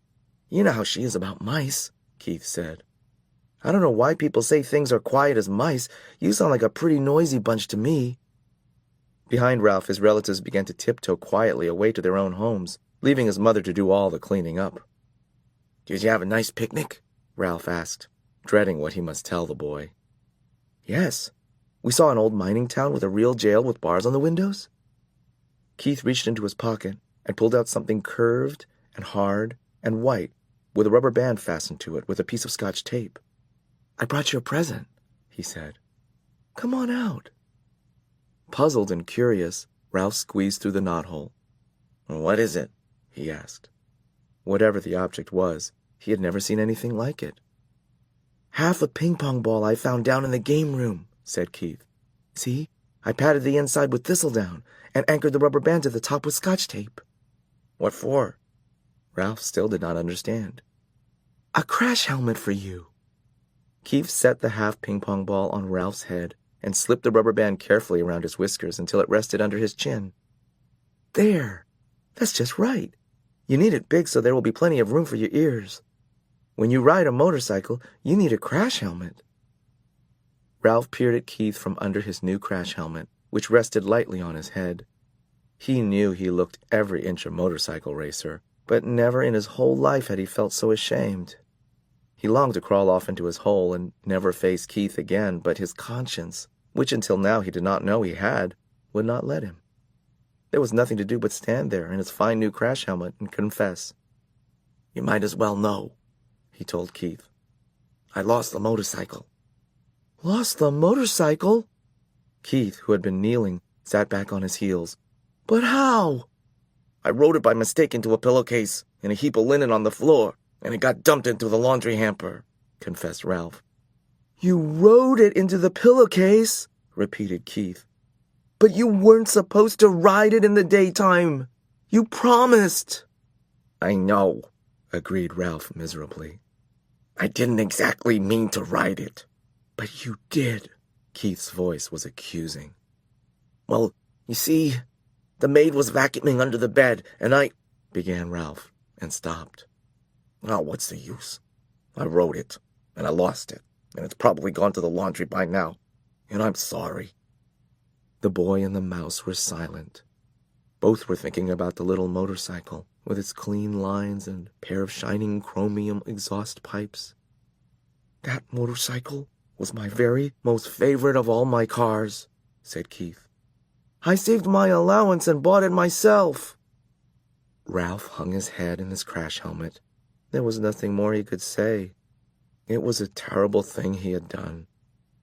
"I guess I should have known you weren't old enough to be trusted with a motorcycle," said Keith. The boy could not have said anything that would hurt Ralph more. 9. Ralph takes command. It was a sad night for Ralph. A sad and lonely night.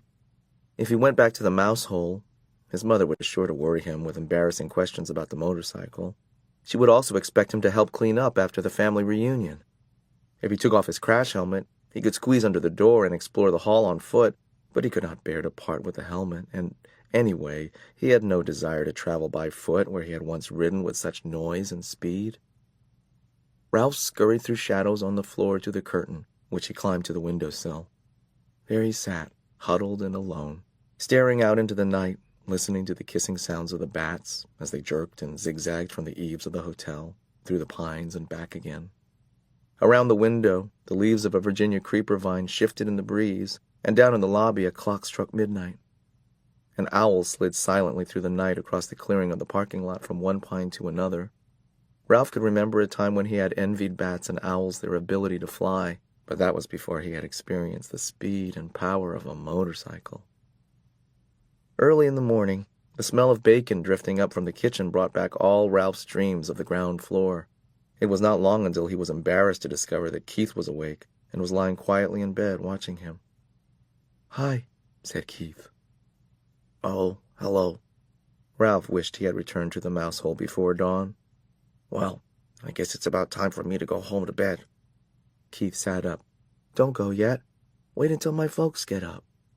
Ralph leaped to the floor. "I didn't think you would want to talk to me after I lost your motorcycle." "I may never have another chance to talk to a mouse." Ralph was flattered. It had never occurred to him that a boy would consider talking to a mouse anything special. "What would you like for breakfast?" asked Keith. "You mean we still get room service? After what I did?" "Sure." Keith pulled his knees up under his chin and wrapped his arms around his legs. "You mean you aren't mad at me anymore?" asked Ralph. "I guess you might say I'm mad, but not real mad," Keith decided. "I've been lying here thinking. It wouldn't be right for me to be real mad, because I get into messes myself. My mom and dad tell me I don't stop to use my head." Ralph nodded. "I guess that's my trouble, too. I don't stop to use my head." "They say I'm in too much of a hurry," said Keith. "They say I don't want to take time to learn to do things properly." Ralph nodded again. He understood. If he had waited until he had learned to ride the motorcycle, he would never have ridden off the bedside table into the wastebasket. I'll never forget the first time I rode a bicycle with handbrakes, reminisced Keith. I took off right down a hill. I had always ridden bicycles with foot brakes, and when I got going too fast, I tried to put on foot brakes, only there weren't any. What happened? Ralph was fascinated. By the time I remembered to use the handbrakes, I hit a tree and took an awful spill. Somehow, this story made Ralph feel better. He was not the only one who got into trouble. The hard part is, continued Keith, I am in a hurry. I don't want to do kid things. I want to do big things. Real things. I want to grow up. You look pretty grown up to me, said Ralph. Maybe to a mouse, conceded Keith. But I want to look grown up to grown-ups. Oh, so do I, said Ralph with feeling. I want to grow up and go down to the ground floor. Everybody tells me to be patient, said Keith. But I don't want to be patient. Me neither, agreed Ralph. Someone stirred next door in room 216. Well, I guess I better be running along, said Ralph.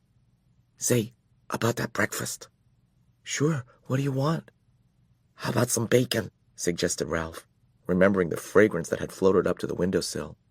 And some toast?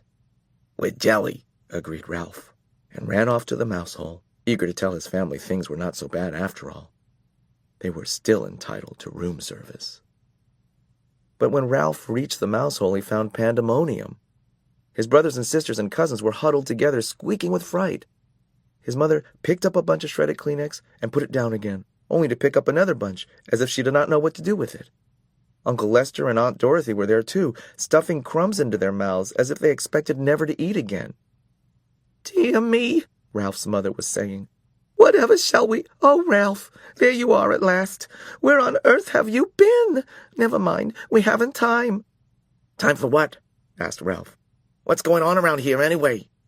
Housekeeper, your Uncle Lester, the sheets. Oh, do be quiet, everybody. Ralph's mother was so agitated she could not tell her son what was wrong. Uncle Lester swallowed a mouthful of crumbs. It's like this, Ralph. The housekeeper discovered a hamper full of sheets and towels and pillowcases with holes chewed in them.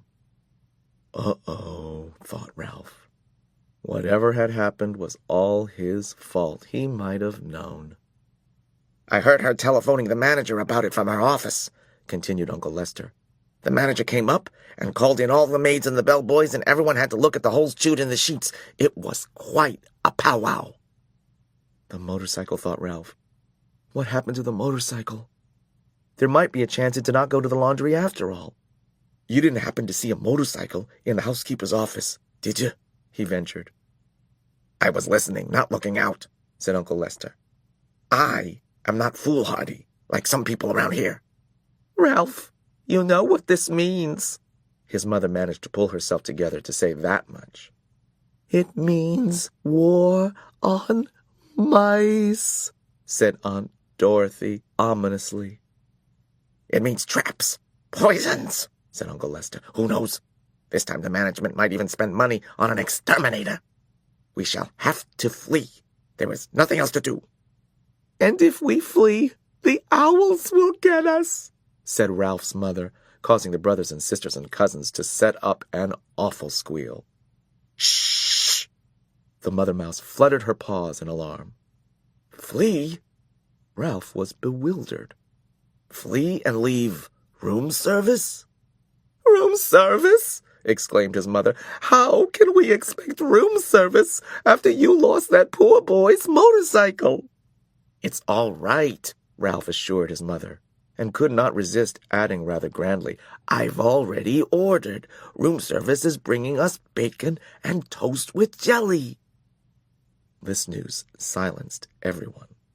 A breakfast of bacon and toast with jelly delivered to the mouse nest without first being dropped on the carpet was not to be abandoned lightly.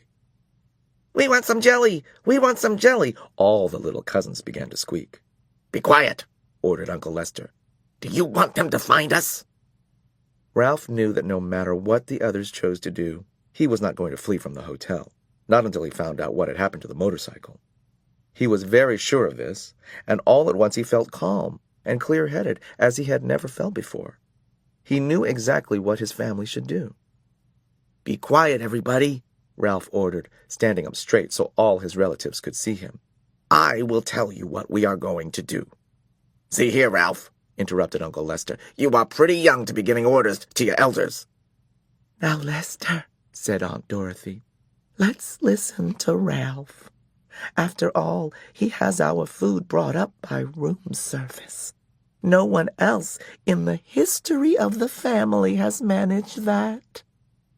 This silenced Uncle Lester, and Ralph was allowed to continue. What we should do is keep quiet for a few days. Here he looked down at his little cousins, who for once in their lives were not squeaking. I will arrange for room service to bring our meals so we won't have to go scrabbling around in the woodwork or scrounging around in the rooms. That way we won't be tempted to taste any poisoned food or go near any traps. And if the management doesn't see or hear any of us for a few days, they will forget about us. They always do. Now, just a minute, said Uncle Lester. This boy won't be here long.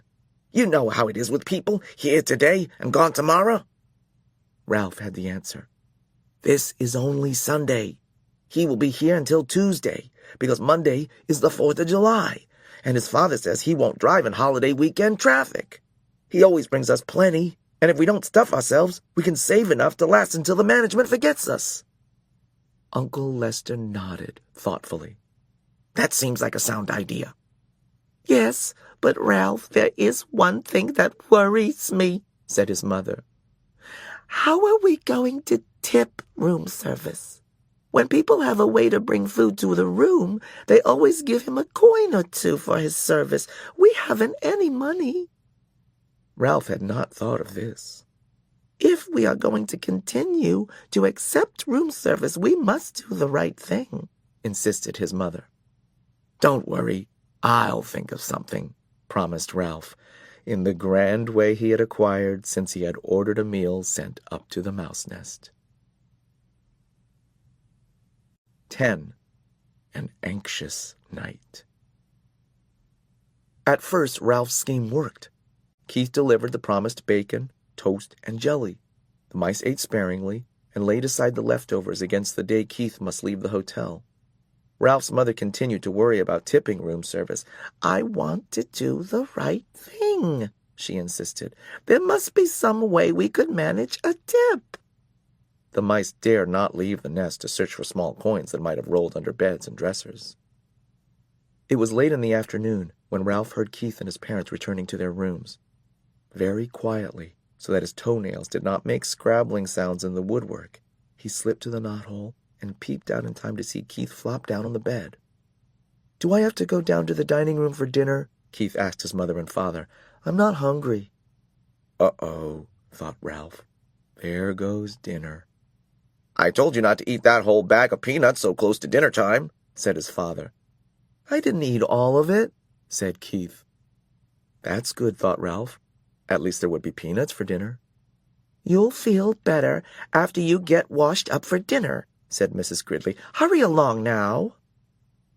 When his parents had gone into room 216, Ralph noticed that Keith seemed to drag himself off the bed. He walked to the wash basin, turned on the cold water, moistened his fingers, and wiped them over his face. Then he turned off the water and gave the middle of his face a swipe with a towel, which he returned to the towel rack in such a way that it immediately fell to the floor. Keith did not pick it up, but there was nothing unusual about this. Boys rarely picked up towels. What was unusual was that Keith returned to the bed, where he sat down and stared at the wall. He did not play with his cars, nor did he eat the rest of his peanuts. He just sat there. Ralph stuck his head out of the knothole. "Anything wrong?" he asked. "Oh, hi," answered Keith listlessly. "I feel sort of awful." "Say, that's too bad." Ralph ventured a little farther out of the knothole. "I know what you mean. Thinking about the motorcycle makes me feel awful, too." "It's not that kind of awful," said Keith. "I feel awful in a different way, sort of in my insides." "Think you'll make it to dinner?" asked Ralph. "Oh, I guess so." There was no enthusiasm in Keith's voice. "Anything I can bring you?" "Whatever's handy," said Ralph, who hesitated to place an order when he could see Keith did not feel like going to dinner at all. "We are sort of dependent on you." The housekeeper found all those sheets I had to chew through to get out of the hamper, and I understand she got pretty excited about mice. We are lying low until the whole thing blows over." A smile flickered across Keith's face. "Don't worry. I won't let you down. I saved you some peanuts. I thought they might be handy for storing." "Gee, thanks," said Ralph. Keith got slowly off the bed and poked the peanuts, one by one, through the knothole. When he had finished, Ralph popped out again and said, "Thanks a lot." Keith smiled feebly and flopped down on the bed once more. Ralph went to work moving the peanuts away from the knothole to make room for whatever dinner Keith brought. He felt it would be fun to be surprised by the menu this time. It was something of a shock to find that dinner, which was stuffed through the knothole much earlier than Ralph expected, consisted of a couple of broken soda crackers. Ralph poked his head out to see if more was coming, but Keith was getting into his pajamas. "Aren't you going to bed pretty early?" asked Ralph, realizing he had not heard Keith's parents come in. "I felt so awful I couldn't eat, so they told me I had better come up and go to bed." Keith tossed his shirt on the foot of the bed and pulled on his pajama top. When his head emerged, he said, "I'm sorry about your dinner. It was the best I could do. All I had was a little soup." "That's all right." Ralph was beginning to be concerned. If the boy could not eat, neither could the mice. Keith fell into bed, and Ralph ran off to report the news to his relatives. "What a shame," said Ralph's mother. "The poor boy." "Oh, dear, whatever shall we do?" cried Aunt Dorothy. "Our very lives depend on him." The little cousins huddled together, big-eyed and frightened. "Yes, what about us?" asked Uncle Lester. "How are we going to manage if he doesn't bring us our meals? It isn't safe for us to go out pilfering when the housekeeper has declared war on mice." "I knew it was a mistake to depend on people," said Aunt Sissy. "We'll manage somehow. We always have." Ralph's mother was trying to be brave, but Ralph could see how worried she was. "After all, he did bring us a supply of peanuts. We should be grateful for that." "He didn't bring many peanuts." Uncle Lester did not sound the least bit grateful. "The greedy fellow was probably ill from stuffing himself with nuts he should have saved for us. Serves him right." "Now, Lester," fussed Ralph's mother, "the boy had a right to eat his own peanuts. But I do wish he hadn't been quite so hungry." Ralph returned to the knothole. Keith was lying in bed with his sports car in one hand. "How do you feel now?" asked Ralph. "Awful," answered Keith. Before Ralph could reply, footsteps in the hall warned him that Keith's parents were coming. He drew back inside the knothole where he could observe without being seen. Mrs. Gridley paused by her son's bed and laid her hand on his forehead. "He does feel a little warm," she remarked. "He'll probably be all right in the morning," said Mr. Gridley. "He just hiked too far in the sun this afternoon." "I hope so." The boy's mother sounded less certain. Mr. Gridley filled a glass at the wash basin and brought it to Keith. "Here, son, drink this." When Keith had drunk the water, he fell back on the pillow and closed his eyes. His parents went quietly into room 216. When it was good and dark, Ralph ventured through the knothole. He could hear Keith breathing deeply, and he knew that he was asleep. Since he had no one to talk to, he found his little crash helmet where he had hidden it behind the curtain, and after he had adjusted the rubber band under his chin, he climbed up to the windowsill to look out into the world beyond the hotel and to dream about the lost motorcycle. From his perch on the windowsill, Ralph saw that the parking lot held more cars than usual. This meant that the motels back on the highway were full, and travelers had followed the sign pointing to the Mountain View Inn.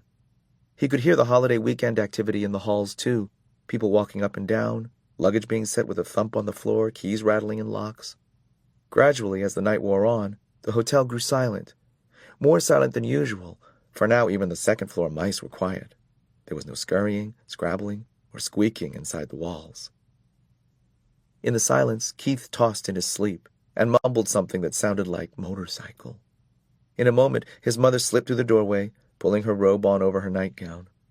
Ralph hid behind the curtain, peeping out just enough to see what was going to happen. She laid her hand on her son's forehead and murmured, "Oh, dear." Almost at once she was joined by Keith's father, who was tying the belt to his bathrobe. "What's the trouble?" he asked. "Keith has a fever," answered the mother. "He's burning up." Ralph was shocked. The boy was really sick. It was not too many peanuts or too much hiking. The boy was really and truly sick. The father turned on the lamp on the bedside table, and he too laid his hand on the boy's forehead. Keith opened his eyes. "I'm so hot," he mumbled. "I want a drink." His mother pulled back a blanket, while the father brought a glass of water and held up his son's head so he could drink part of it. Ralph watched anxiously, but this time he was not selfishly concerned about room service. He was concerned about Keith, the boy who had saved him from a terrible fate in the wastebasket and who had trusted him with his motorcycle. The boy who had forgiven him when he had lost that motorcycle and who had brought food not only for Ralph, but for his whole family. "We had better give him an aspirin to bring down his temperature," said Mrs. Gridley. Mr. Gridley started towards room 216, stopped, and snapped his fingers as if he had just remembered something. "I took the last one back in Rock Springs, Wyoming," he said. "I had a headache from driving toward the sun all afternoon. I meant to buy some more when we stopped, but I didn't think of it again until now." "I should have thought of it myself," said Mrs. Gridley. "I knew we were almost out." "Never mind, I'll get some." Mr. Gridley picked up the telephone, listened, shook it, listened again, and said, "That's peculiar. The line seems to be dead." "They must disconnect the switchboard at night," said the mother. "But surely there is someone on duty at the desk downstairs. Every hotel has a night clerk." "I'll go find out," said the father, and slipped out the door into the hall. "I'm so hot," mumbled Keith. "I'm so hot." His mother wrung out a washcloth in cold water and laid it on her son's forehead. "You'll feel better as soon as we get you an aspirin," she whispered. The minutes dragged by. What's keeping him, thought Ralph. Why doesn't he hurry? The old hotel snapped and creaked. Keith rolled and tossed, trying to find a cool spot on the pillow, and his mother wrung out the washcloth in more cold water. "When's Dad coming?" asked Keith, his eyes bright and his cheeks flushed. "In a minute," soothed his mother. "He'll be here in a minute." I wish he would hurry, thought Ralph. Still, the minutes dragged. Finally, footsteps were heard in the hall, and Mr. Gridley returned to room 215. "He's here with the aspirin," whispered Mrs. Gridley to Keith. At last, thought Ralph. I thought he would never come. Mr. Gridley shook his head. "There isn't an aspirin to be found any place." He sounded thoroughly exasperated. "First of all, the night clerk was sound asleep on a couch in the lobby. I had a dickens of a time waking him up, and when I finally did manage to, he couldn't find any aspirin anywhere." "Oh, no!" exclaimed the mother. "Oh, no," echoed Ralph's thoughts. "Well, what about that little gift shop off the lobby?" asked Mrs. Gridley. "It must sell aspirin." "Locked up tight, and the clerk went home with the key," answered Mr. Gridley. "Oh, dear." "The night clerk was really very nice about it," said the father. "He even came up and looked in the housekeeper's office." "How far is the nearest drugstore?" 25 miles back on the main highway," answered the father, "and it closed at 10 o'clock, and it doesn't open until 9 in the morning." The mother held her watch under the lamp. "And it is almost 1 o'clock. It is hours until morning." She crossed the room to wring out the washcloth again. "What will we do?" "What can we do?" asked the father helplessly. "I even telephoned the doctor, but there has been a bad accident back on the highway, and he can't come. The night clerk said he would telephone the milkman before he starts his route at 6 and ask him if he can bring some aspirin, but he won't get here until 7 or later. All we can do is wait." Keith tossed under the cold washcloth. "Mom, I think I'd like to go to sleep now," he muttered thickly. "I guess that is all you can do," said his mother, and bent over to kiss his hot forehead before she turned out the light. Ralph did not even wait for the boy's parents to leave the room. As soon as the light was out, he leaped silently to the carpet, and by the time they had gone through the doorway into room 216, he had hidden his little crash helmet behind the curtain and was halfway through the knothole. Somewhere, someplace in that hotel, there must be an aspirin tablet, and Ralph was going to find it. He only wished he had the motorcycle so he could travel faster. 11. The Search.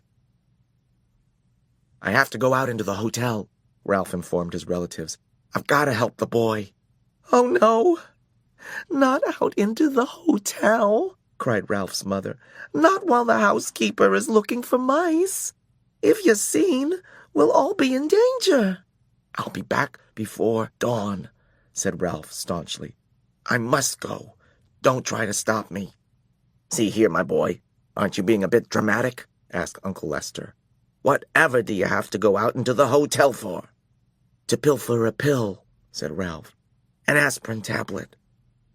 His answer was dramatic enough even for Uncle Lester. His entire family stared at him in disbelief. Not an aspirin!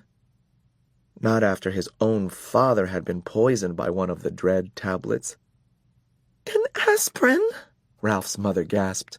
"No, Ralph, not that. Anything but that." "It is the only way." Ralph stood tall and brave. "The boy has a fever and he needs an aspirin. I'm going to find him one." "Oh, Ralph!" His mother hid her face in her paws. "But, Ralph," quavered Aunt Sissy, "remember your father. You can't carry an aspirin in your cheek pouches. It would poison you. How could you get one here?" "I'll find a way." Ralph was outwardly steadfast in his determination, but inside he wondered how he would manage to get an aspirin into room 215 if he did find one. Roll it, perhaps. "Ralph, stay here," pleaded his mother. "You're too young. Let your Uncle Lester go." "Well, now let's talk this over," said Uncle Lester. "I'm not too young, and I haven't a moment to lose." Ralph, who was really frightened by what he was about to do, also enjoyed the drama of the moment. "Goodbye. I shall return before dawn." "Ralph, promise me you'll be careful," pleaded his mother. "Promise me you won't climb into suitcases like your Aunt Adrian." Ralph's Aunt Adrian, who liked nice things, had climbed into a suitcase to examine a nylon stocking. Someone had closed the suitcase, and Aunt Adrian had never been seen again. It was hoped she had been carried away to a life of luxury. "Promise me, Ralph," cried his mother, but her son was already on his way out the knothole. Ralph scurried across the carpet of room 215, flattened himself, and squeezed under the door. Once out in the hall, his courage ebbed. The aspirin tablet seemed a very small thing to find in such a vast place. It would be much easier to find the motorcycle. No, thought Ralph, I must not even think about the motorcycle. Ralph began to feel pretty small himself, much smaller than he had felt during his show of bravery back in the mouse nest. Down in the lobby, a clock struck 1. There was not a moment to lose. He ran to the next room, squeezed under the door, and searched under the beds and the dresser while the 2 guests slept soundly. All he found was a bobby pin. He skipped room 211 because his enemy, the little terrier, was still there, and ran on to room 209. A hurried search, frightening because of the loud and uneven snores that came from one of the beds, revealed nothing but a few pretzel crumbs, which Ralph did not have time to eat. On and on ran Ralph, down the hall, under doors, around under beds and dressers. There was not a single aspirin tablet to be found. In one of the rooms he did see a penny that had rolled under a luggage rack and remembered his mother's wish to leave a tip for room service, but tonight he had no time for pennies. He must press on and find an aspirin. A small doubt began to creep into Ralph's thoughts as he ran down the hall to the last room on the 2nd floor. Maybe there was no aspirin. Maybe he was risking his life and the lives of his family for nothing. But Ralph pushed the thought aside. He would not let himself become discouraged. If there was no aspirin on the 2nd floor, there had to be one someplace on the ground floor. Tonight, he was willing to brave the stairs to find it. He flattened himself and squeezed under the last door on the 2nd floor. There was nothing under either of the beds but the things Keith called dust mice. There was no sound but the rattle of the windows in the wind. Ralph started across the carpet toward the dresser when suddenly a light from the bedside table blinded him. He stopped, rooted to the carpet by fear, even though it was not likely that anyone was going to cut off his tail with a carving knife. He heard someone slip out of bed and utter a sound halfway between a squeal and a scream. Before Ralph knew what was happening, an ordinary drinking glass had been clapped down over him, and there he stood in a glass trap. By then his eyes were adjusted to the light, and he found himself facing a pair of bare feet. Looking up, he saw that the feet belonged to a young woman in a pink nightgown. "Mary Lou, wake up," she whispered to the young woman in the other bed. "Look what I've caught." "Huh?" said Mary Lou, blinking and raising up on one elbow. Her hair was done up on pink rollers. "Betty, are you out of your mind? It must be past 1 o'clock in the morning." The night was slipping by much too quickly for the trapped mouse. He was terrified, and he was desperate. No one in his family had ever been trapped under a drinking glass before. Worst of all, he was failing Keith and endangering his family. "Wake up, Mary Lou, and look," insisted Betty. "I was getting up to stop the rattle in the window and caught a mouse." This news roused Mary Lou from bed, and the two young women knelt on the carpet to look at Ralph, who promptly turned his back. He did not care to be stared at in his misery, but it was no use. The women moved around to the other side of the glass. "Isn't he darling?" said Betty. "Just look at his cunning little paws." Mary Lou leaned closer for a better look. "And his little ears. Aren't they sweet?" Betty was delighted. It was disgusting. It was bad enough to be trapped and stared at, but to have this pair carrying on in such a gushy fashion was almost more than Ralph could stomach. Cunning little paws, indeed. They were strong paws. Paws for grasping the hand grips of a motorcycle. "Oh, Betty, do you suppose we could take him back to Wichita with us?" asked Mary Lou. "My 3rd grade would love him." "So would my kindergarten," agreed Betty. "We could keep him in a cage on the ledge, and all the children could bring him food from home. It would be such a good experience for them to have a pet in the classroom." Well, thought Ralph grimly, I always wanted to travel. A cage in a kindergarten in Wichita, however, was not exactly the destination he had in mind. The minutes were slipping by dangerously fast. He had to do something. "Look!" he shouted through the glass in desperation. "Let me go! Please, let me go! There's something terribly important I've got to do." "He squeaked," marveled Betty. "He's adorable," squealed Mary Lou. It was no use. Young women could not speak his language. Ralph was in despair. He thought of Keith tossing feverishly in his bed, and of his family huddled in the mouse nest waiting for his safe return. "But I don't see how we could take him back to Wichita," said Betty sensibly. "We're driving to San Francisco and then to Disneyland before we start back. How could we carry him thousands of miles?" The two teachers looked thoughtfully at Ralph, who knew his fate depended on their decision. Was he to be carried to Disneyland, and eventually to a ledge in a kindergarten room in Wichita? Or would they let him go? A third possibility crossed Ralph's mind. Perhaps they would leave him under the glass for the housekeeper to see. He hoped not. He did not think he could last that long. Already the inside of the glass was beginning to feel warm and airless. "I suppose we really shouldn't turn him loose in the hotel," said Mary Lou. "Mice are pests, even if they are cute." The teacher not only destroyed Ralph's hopes, she hurt his feelings as well, calling him a pest, when he was on an errand of mercy. From the mouse's point of view, the teachers were the pests. "I know!" exclaimed Betty suddenly, causing Ralph to look over his shoulder for a clue to what it was she knew. "I know how we can get rid of him without hurting him." The young teacher reached over to the bedside table, where she picked up a picture postcard. She slid it carefully under the glass and under Ralph's feet, so that he was now standing on a postcard. He noticed the picture was of a giant redwood tree, the same postcard all travelers bought when they came to California. "Now what are you going to do?" asked Mary Lou. "Watch." Betty carefully lifted the postcard, Ralph, and the glass, and walked across the room. Even though he knew it was useless, Ralph scrabbled around in his tiny prison. He was afraid she was taking him toward the wash basin.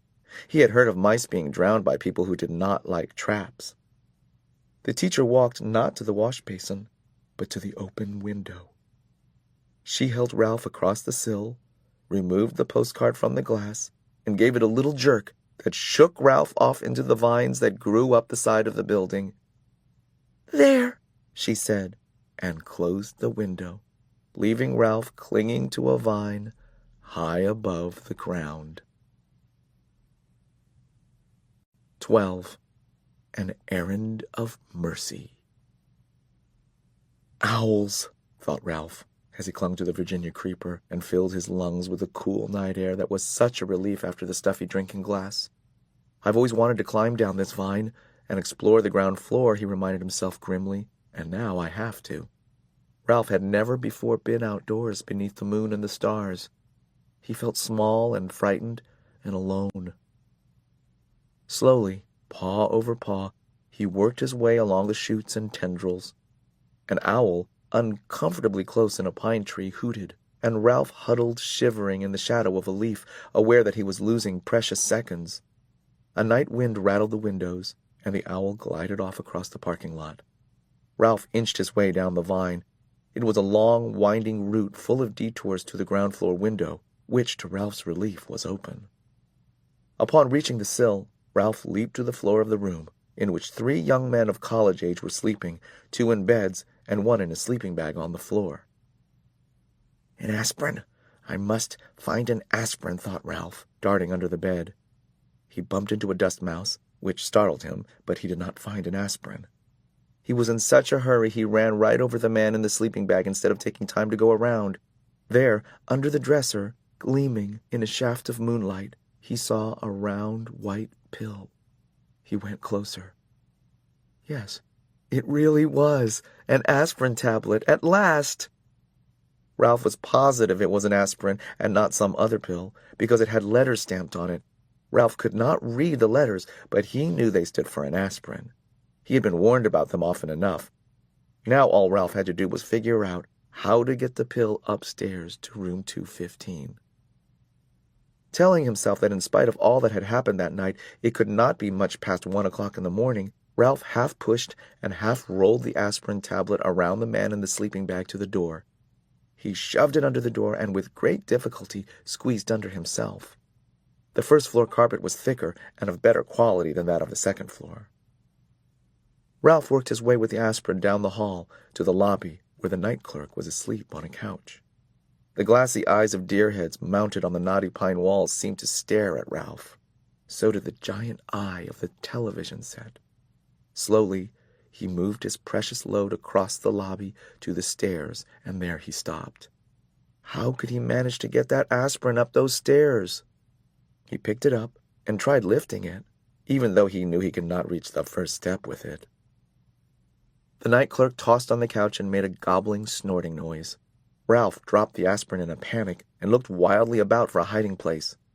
With one terrified leap, he dived under the grandfather clock between the elevator and the stairs. It was immediately plain from the dust that no one ever cleaned under the clock. Ah!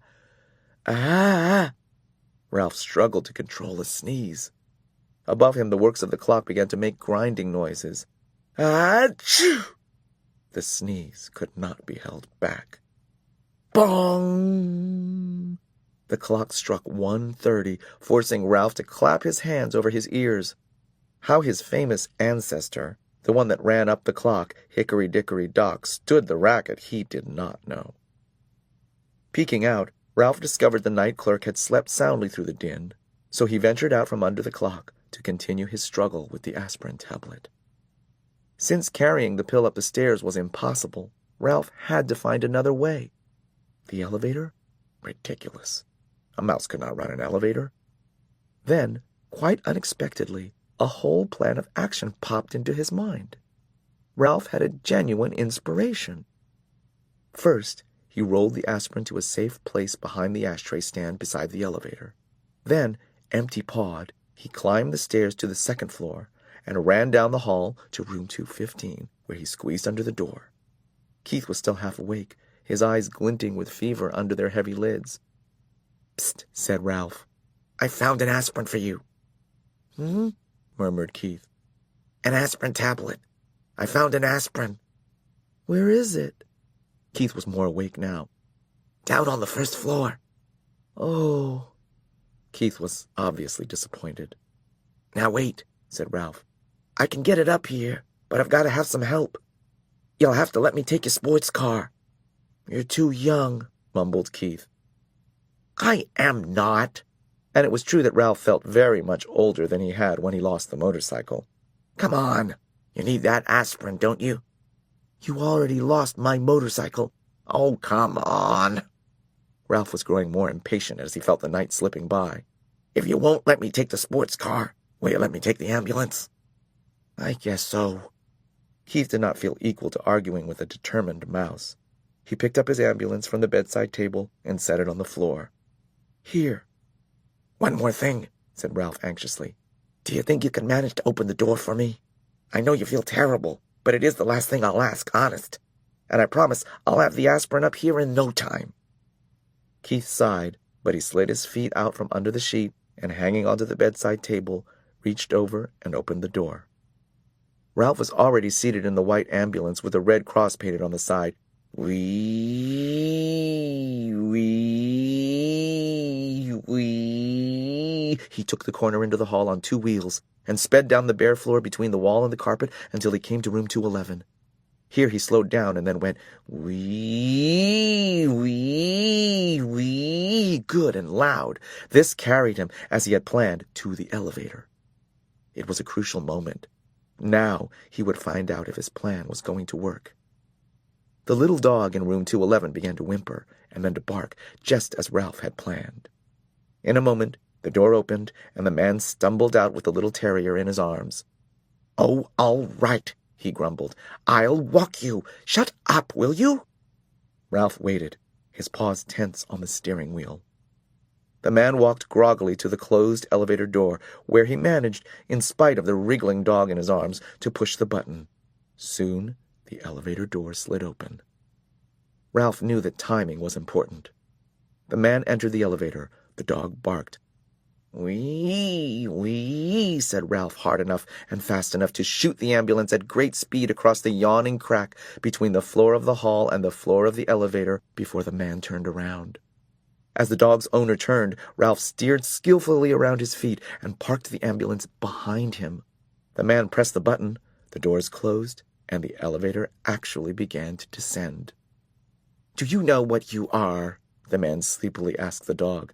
You are a nuisance. That's what you are, a 4-footed, hair-covered nuisance. The dog ignored his master.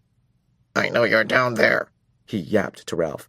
If I could just get down, I'd get you. Ralph did not answer. He was taking no chances. He waited quietly inside his ambulance until the man had carried the dog out before he drove out of the elevator. He jumped out of the ambulance, opened the rear doors, seized the precious aspirin, and boosted it inside. Slamming the doors, he ran around and jumped into the driver's seat. There was not an instant to lose. Wee, wee. The ambulance moved toward the open elevator, but unfortunately, by this time, Ralph was slightly out of breath. The front wheels of the ambulance caught in the crack between the floor of the lobby and the floor of the elevator. The ambulance was stuck. Oh no, thought Ralph. Not now, I can't fail now. Wee, wee, he managed to gasp. The wheels spun, but the ambulance did not move. Ralph jumped out, put his shoulder to the rear of the vehicle, and pushed with all his strength. Nothing happened. In a moment, the man would be returning with his dog. Desperate, Ralph climbed back into the ambulance. He took a breath so deep he thought his lungs would surely burst. Wee, wee, wee. He made the sound hard and fast and high-pitched. The wheels spun. The ambulance moved, slowly at first. And then as the tires got a grip on the floor of the elevator, it shot out of the crack and across the elevator and hit the rear wall with a bump. Ralph collapsed over the steering wheel, limp with relief, just as the man came back through the lobby with his dog. I guess some boy lost his toy ambulance, muttered the man, more awake now, as he stepped in and pressed the button. Toy, thought Ralph indignantly. This ambulance is carrying medical supplies to the sick. Boy, my foot, yapped the terrier. It's that dastardly mouse. Let me down and I'll get him. Ralph did not try to answer. He was saving all his breath now to get the ambulance across that crack once more.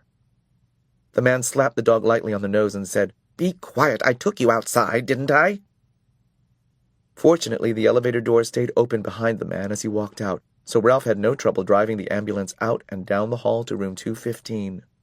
The door had blown shut, But he did not care.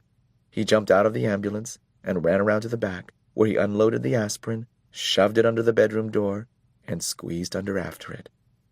"Hey, Keith, I've got it!" Ralph was filled with triumph. "I brought you an aspirin!"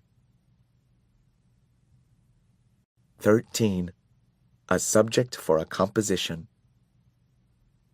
Ralph was a hero in the mouse hole that night. His admiring relatives gathered around, begging to hear the story of his adventures. Ralph could not help bragging a little as he told the story of his travels, beginning with the search of the second-floor rooms, skipping the part about the teacher trapping him under a drinking glass, and ending with Keith's taking the aspirin and finally falling asleep.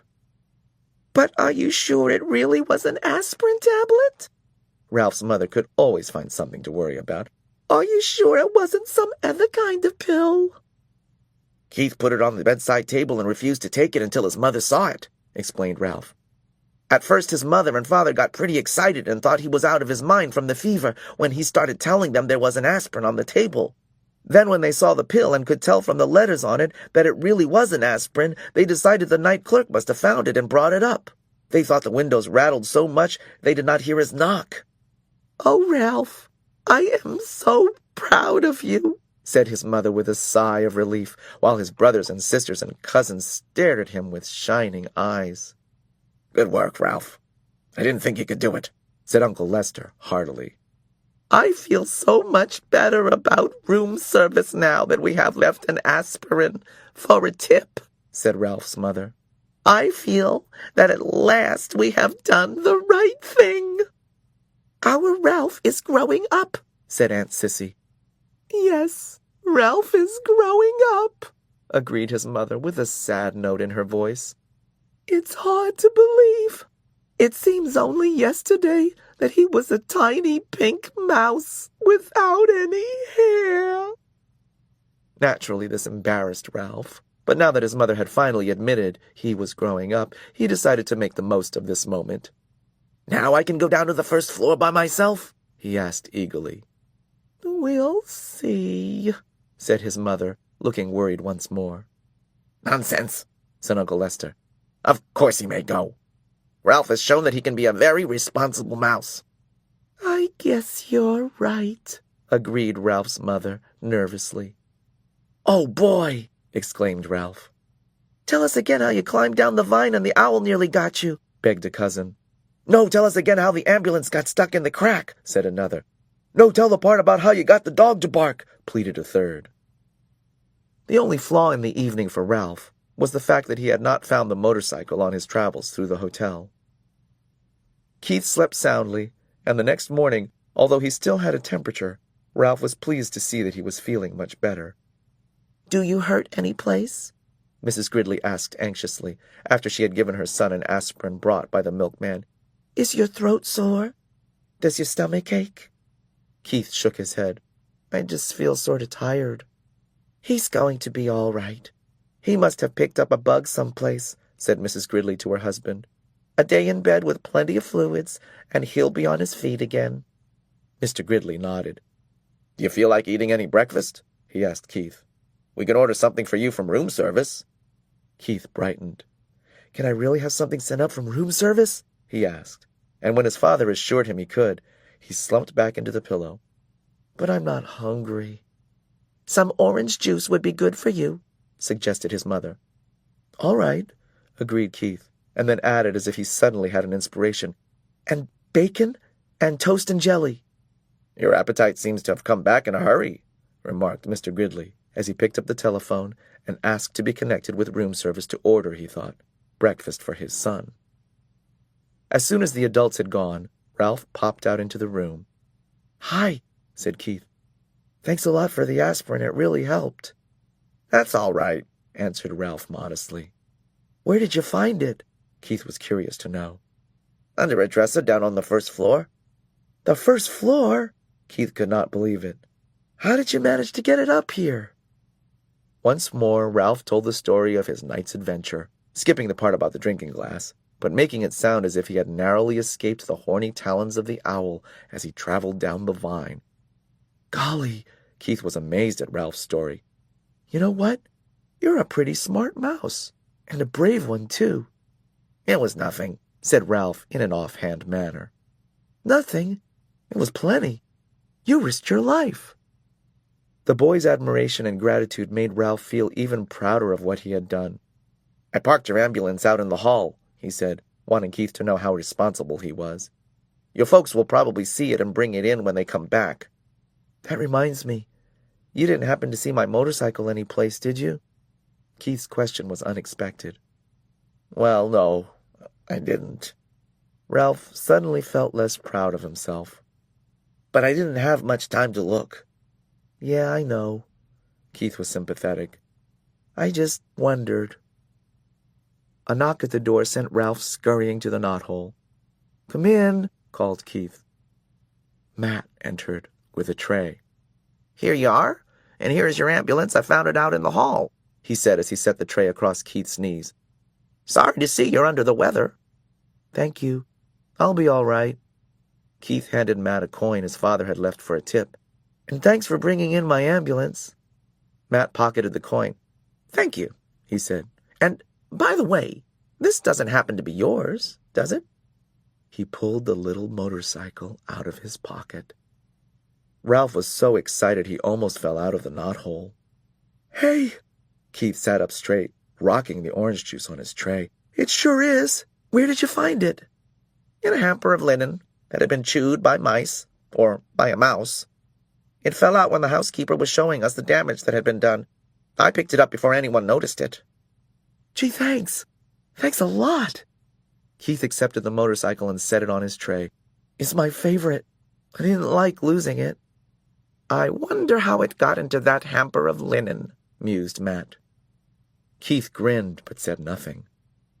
Old Matt rubbed his chin and stared at the ceiling. I don't suppose a certain irresponsible mouse happened to ride it into a pile of sheets and pillowcases and get tangled up and dumped into the hamper. Keith tried not to laugh. I don't know any irresponsible mice, he said. Only one responsible mouse. Say, how did you guess? There isn't much around this hotel that escapes my attention, said Matt. I saw that mouse out in the hall with the little motorcycle. I imagine he's a regular speed demon. Ralph could no longer stay out of the conversation. I'm fast, but I'm careful. I haven't had an accident yet, he boasted, and added hastily, recalling his fall into the wastebasket. At least not since I learned to ride the motorcycle. If there is anything I can't stand, it's a cheeky mouse, remarked Matt good-naturedly. What do you call getting tangled up in a lot of linen? What I mean is, I didn't crack up in the motorcycle, said Ralph with dignity. He's not cheeky, defended Keith. He's brave. You aren't going to tell the management about him, are you? What's the use? Said Matt. If they get rid of these mice, more will move in. Anyway, he's a cute little fellow. It cheers me up just to think of him tearing around on a little motorcycle. If only I could, thought Ralph. There followed an unusually pleasant day for the mice. Keith stuffed the bacon and toast and jelly through the knothole. The mice feasted on bacon and jelly before the ants could get at them, and stored the toast against the rapidly approaching time when Keith must leave the hotel. They slept all morning while Keith alternately napped and played with his cars. For lunch, they enjoyed peanut butter sandwiches again. Ralph did not sleep well that afternoon. He found himself thinking of the tantalizing glimpse he had had of the ground floor and of all the opportunities it offered mice. Crumbs in the dining room, leftovers in the kitchen, scraps in the garbage. He lay daydreaming on a pile of shredded Kleenex. He could see himself on the first floor pilfering crumbs in the dining room at night after the guests were in bed. And from the dining room, he would go to the kitchen, right past the night clerk, who was sure to be asleep. If only he could make the trip on the motorcycle. The thought of the motorcycle put an end to Ralph's daydream and made sleep impossible. After tossing about on his bed of Kleenex, he got up and poked his head out the knothole. Keith was awake, lying back on the pillows with his cars beside him. He smiled wanly at Ralph. "How are you feeling?" asked Ralph. "Sorta tired," answered Keith. Ralph climbed through the hole. "Where are your folks?" They went out for a little while. They'll be back. I'm supposed to take a nap. Are you going to? Asked Ralph. I'd rather talk to you. Keith leaned over and set the motorcycle on the floor. Want to ride it? He asked. Do I want to ride it? Ralph could scarcely believe he had heard correctly. You mean you'll let me? After the way I lost it for you?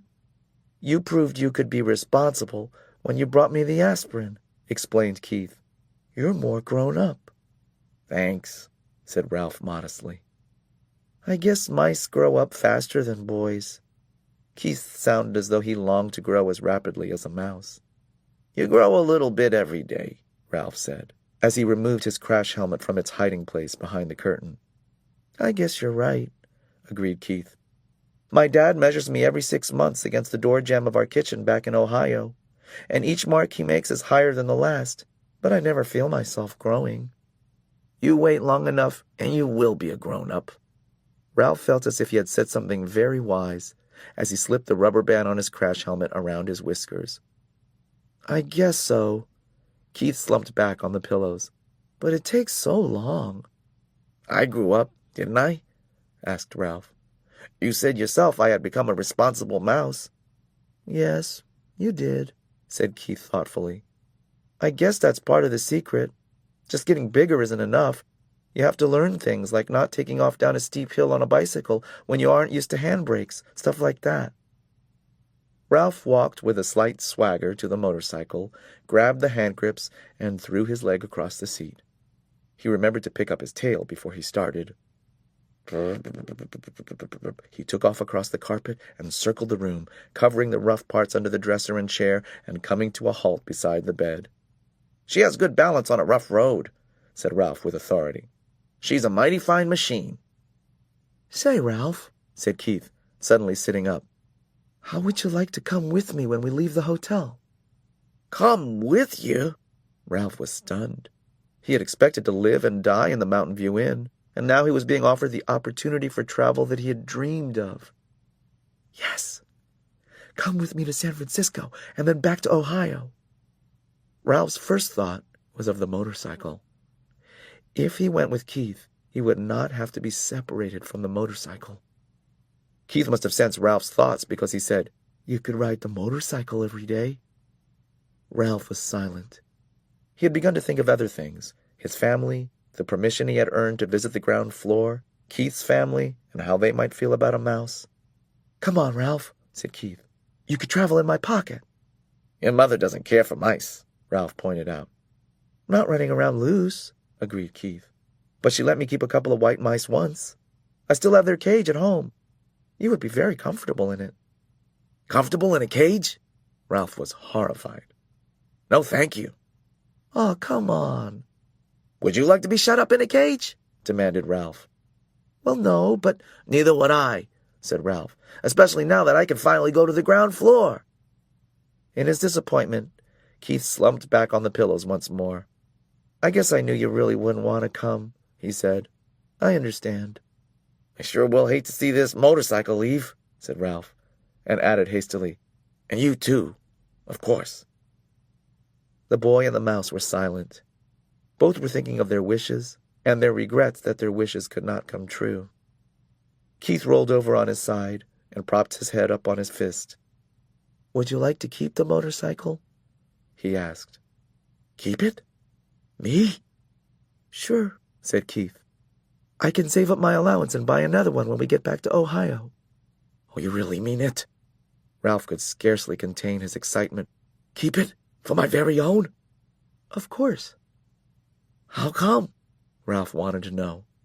I just like to think of you riding it, said Keith.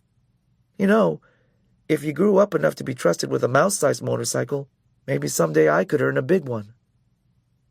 The excitement drained out of Ralph. I can't. I don't have any place to keep it. It's too big to go through the knothole, and I couldn't hide it behind the curtain forever because I've heard that after Labor Day, when there aren't so many tourists, they take the curtains down to be cleaned.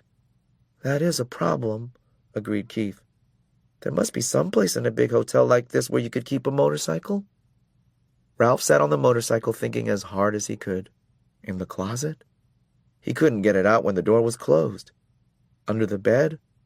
Eventually it would be found. "How about downstairs?" suggested Keith. "I could carry it down for you before we leave. There must be a good hiding place down there someplace."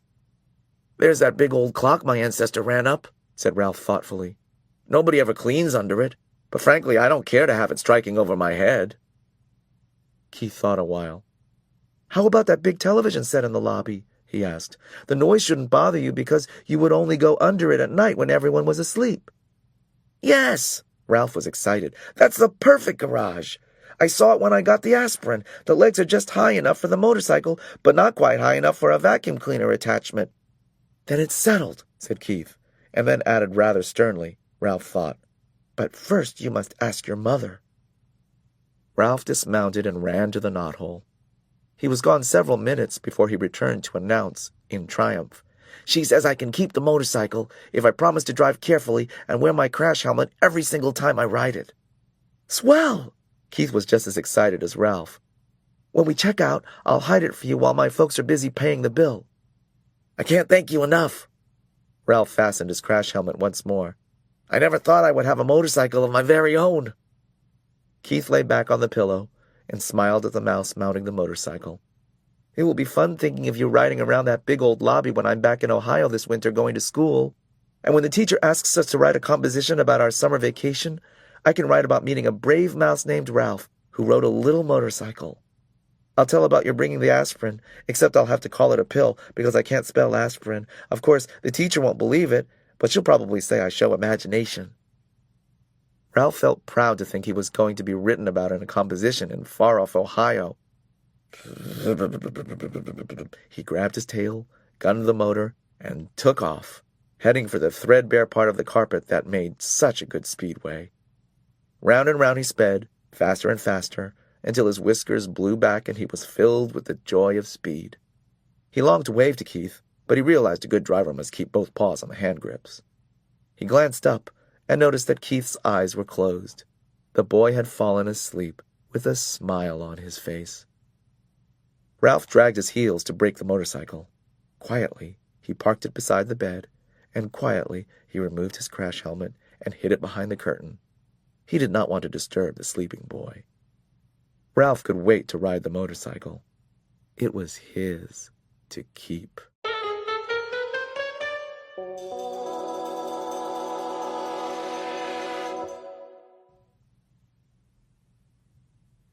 This recording was produced and directed by Rick Harris. Edited by Dion Audio. It was recorded at Harper Audio Studios by Richard Romaniello. We hope you've enjoyed this program from Harper Audio. For more information about the broad range of titles from Harper Audio, Harper Children's Audio, and Cadman, please visit our website at www.harperaudio.com. You can also call 1-800-331-3761.